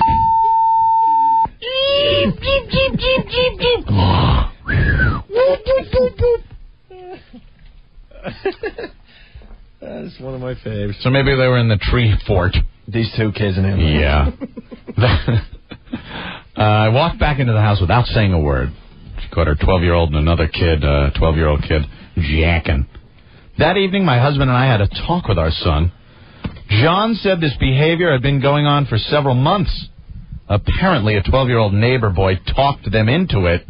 So now we're talking that if the 12-year-old neighbor talked him into it, then there was another one involved. No, me and John have been talking about it, and the neighbor said we should do it. Yeah? Apparently a 12-year-old neighbor boy talked them into it. I told my son... beep, beep, beep, beep, beep. I told my son that he should not let anyone else touch his private area. But he insisted that no one was touching him. He was only touching himself. John's body is maturing, and he is more developed than the other boys his age.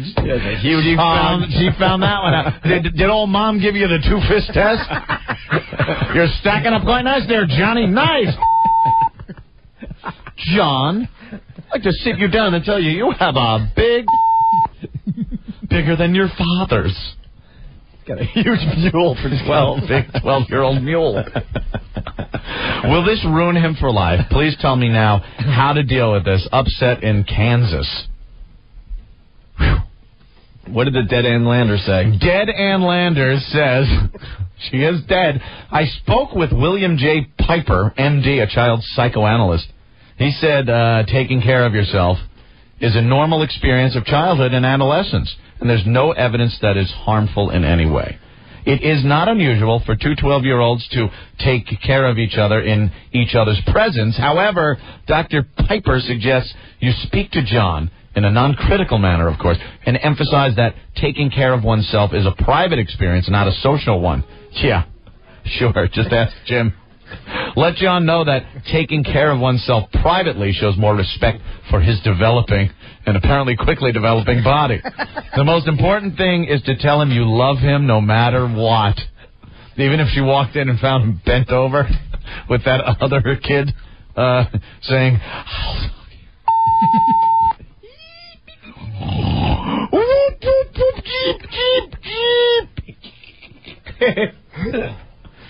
So that's the Amland. Like I said, I don't even know if these are real anymore. Speaking of checking out another man's mule, Ben's little story from Buffalo.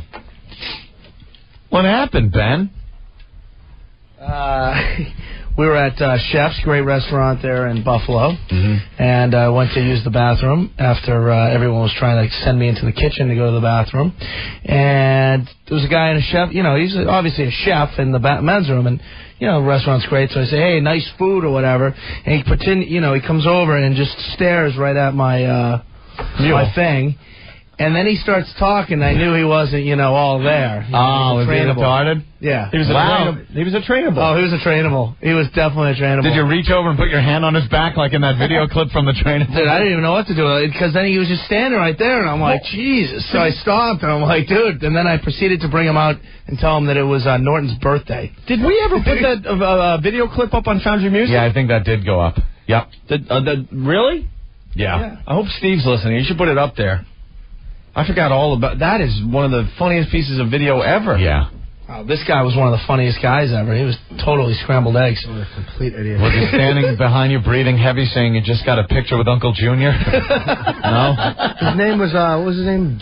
Dilbert. Dilbert. And then he came out and managed to talk to everyone. The guy was nice. Oh, he was real nice. Staring at Ben's mule. That's hilarious. You're at the urinal being all herky-jerky trying to get out of there. I was just trying to be nice, All right. Here's a clip from the trainable video. We play this from time to time. The mother walking in on the son. It's like an instructional video. Right. What to do if you catch your trainable taking care of himself. Yeah. Many people believe that important elements of sex education are social behavior and responsibilities. Social acceptability involves being comfortable with one's own sexuality.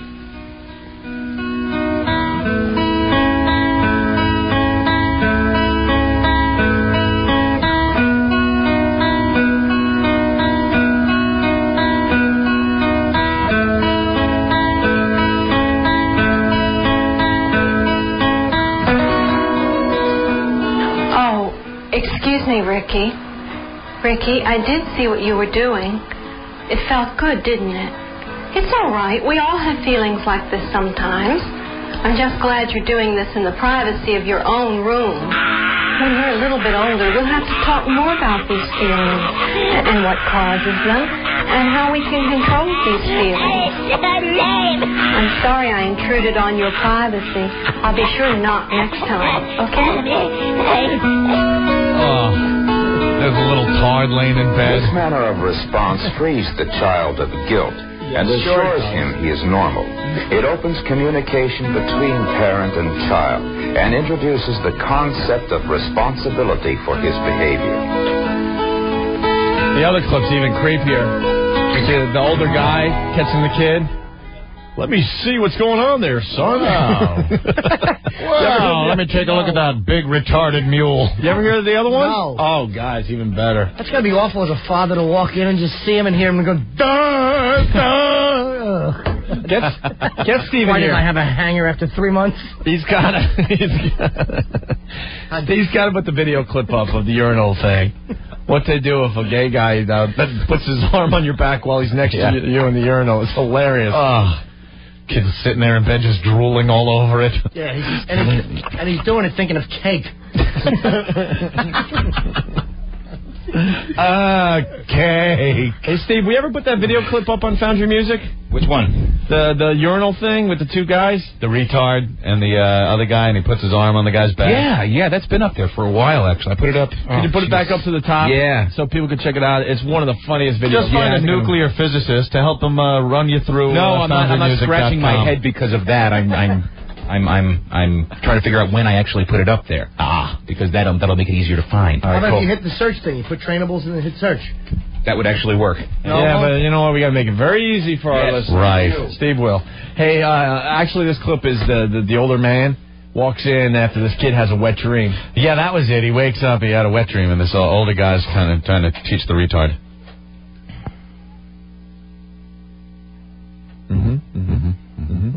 Hey, Frank. How come you haven't gotten up yet? I'm wet and sticky. Oh. When did that happen? Did it happen during the night?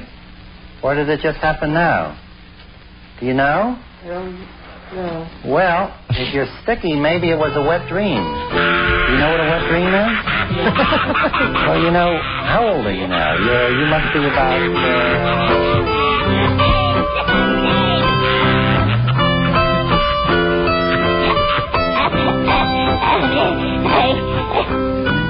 The counselor says calm, accepting approach to this boy who has just had a wet dream. There is no scolding or recrimination. The boy is not frightened, and there is no reason for him to feel guilty. Frank, I'm sure you understand now just what happened, and that this is probably going to happen quite a few times more, like it does to everybody else, and it's quite normal, right? I think the best thing we can do now is to show you how to clean it up. Okay? God. Okay. This is how you do it.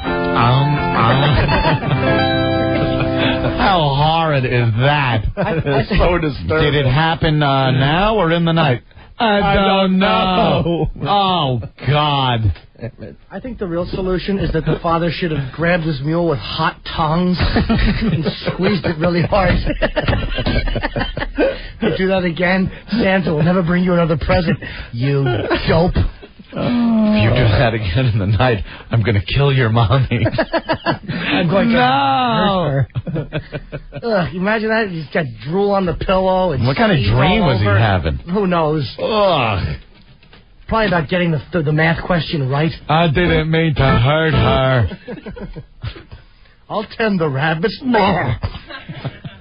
The RR1 off button is sticking. Oh, that's great. The RR1 off button is sticking. Hilarious. That's why I didn't have music there for you while you were discussing that. Yeah. All right, Ant. We're going to take a break. Right. We didn't get to do the Francine Weekend Review. We suck with this. No, we're still working on jingles and stuff. Oh, is that it? Yeah, we're trying to actually, produce something. Yeah. Instead of just flying off the cuff. Francine, when did this happen? I don't know. We have the jingle already. Right. She's a diff and a dope and a moron. She never learned to add two and two. She says that she's in college, but she can't tie her shoe. It's WNEW intern Francine. Holy Jesus. Where did Steve? Who wrote that? Some anger there. Oh my God! That's great. And where's Rick's thing?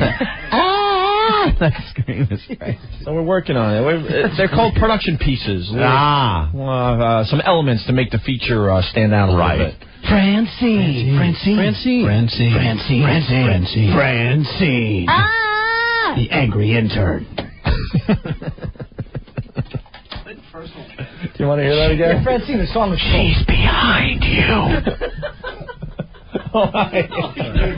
I thought you were down the hall. That's right. What's wrong, Francine? Get on my... Who wrote that? Who wrote that? Angry Steve. Angry Steve? That was not funny. No? No. No. Well, I can tie my shoelaces. Oh, okay. All right. Prove it. All right. Pull that part of the song. I didn't bring my sneakers today. Don't make Steve write a new version. Yeah. She's a diff and a dope and a moron. Oh my God. She never learned to add two and two. She says that she's in college, but she can't tie her shoe. It's WNEW intern Francine. That's me. All that needs is a big thump at the end of it. That's me. That's me, Butters. Hello. All right, well. Gee, fella. Francie, when are you in next? Tomorrow? All right, we'll do the weekend review tomorrow, Anthony, okay? Because now we get all the work parts. Okay. Wait. All right? Doesn't that sound like a cartoon character? Yes, it does.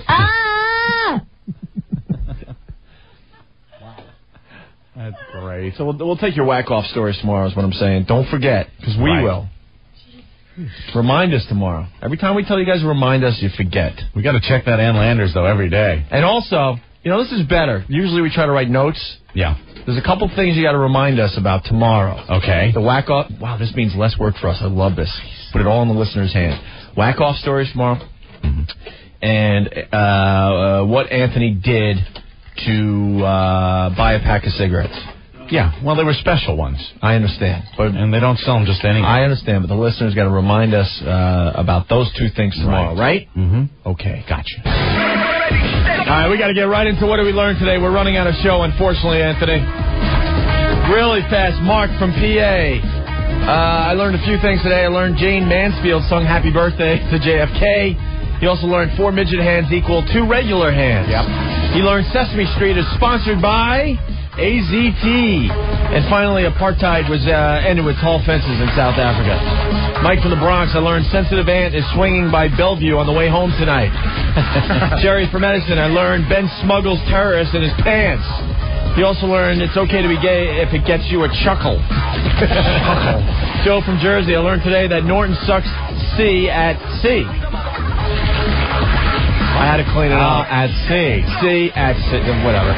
Also, Jersey Gary writes, I learned it was the Peter Brady and Anthony show today. Norton was like a Catholic priest at an altar boy sleepover at Ozzfest Friday. And he also learned that John Lynn better prepare his Das Dupe year for an American invasion. That's funny.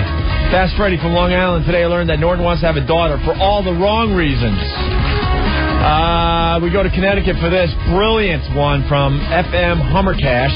I learned that airport security won't stop Uncle Junior because he has the big C, but they will stop Ben because he has a big C. Very good. E-Man from Jersey. Today on O&A, I learned absolutely nothing, and that's the beauty of it. That's the beauty of it. And finally, let's go to Joe. Hey, Joe, what's up? Yeah, Opie, Anthony. Hey. Anthony, I work for an HVAC company. Sorry to so you know how it is today. Yeah, I know, right?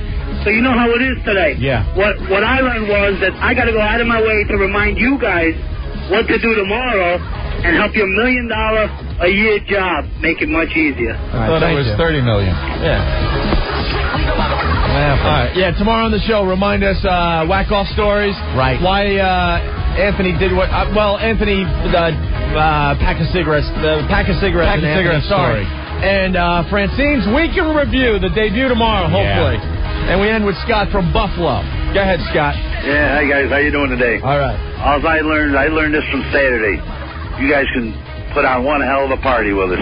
Thank you, Scott. And thank you, Buffalo. Come on back soon, guys. We will, man. Later. And we're going to have tons of pictures and video from our Buffalo trip up on FoundryMusic.com. Starting tonight, it looks like, okay? And thank you, New York. Yes. Hooked us up. Ratings. Huge ratings for the O&A show. Thank you, New York City. And Ron and Fez up next here in New York. Call them and congratulate them. They are the real deal, man. Yeah, they kicked ass. Officially, they are a hit show in New York City. We knew it a while ago, but finally the ratings are proving that. So congrats to Ron and Fez.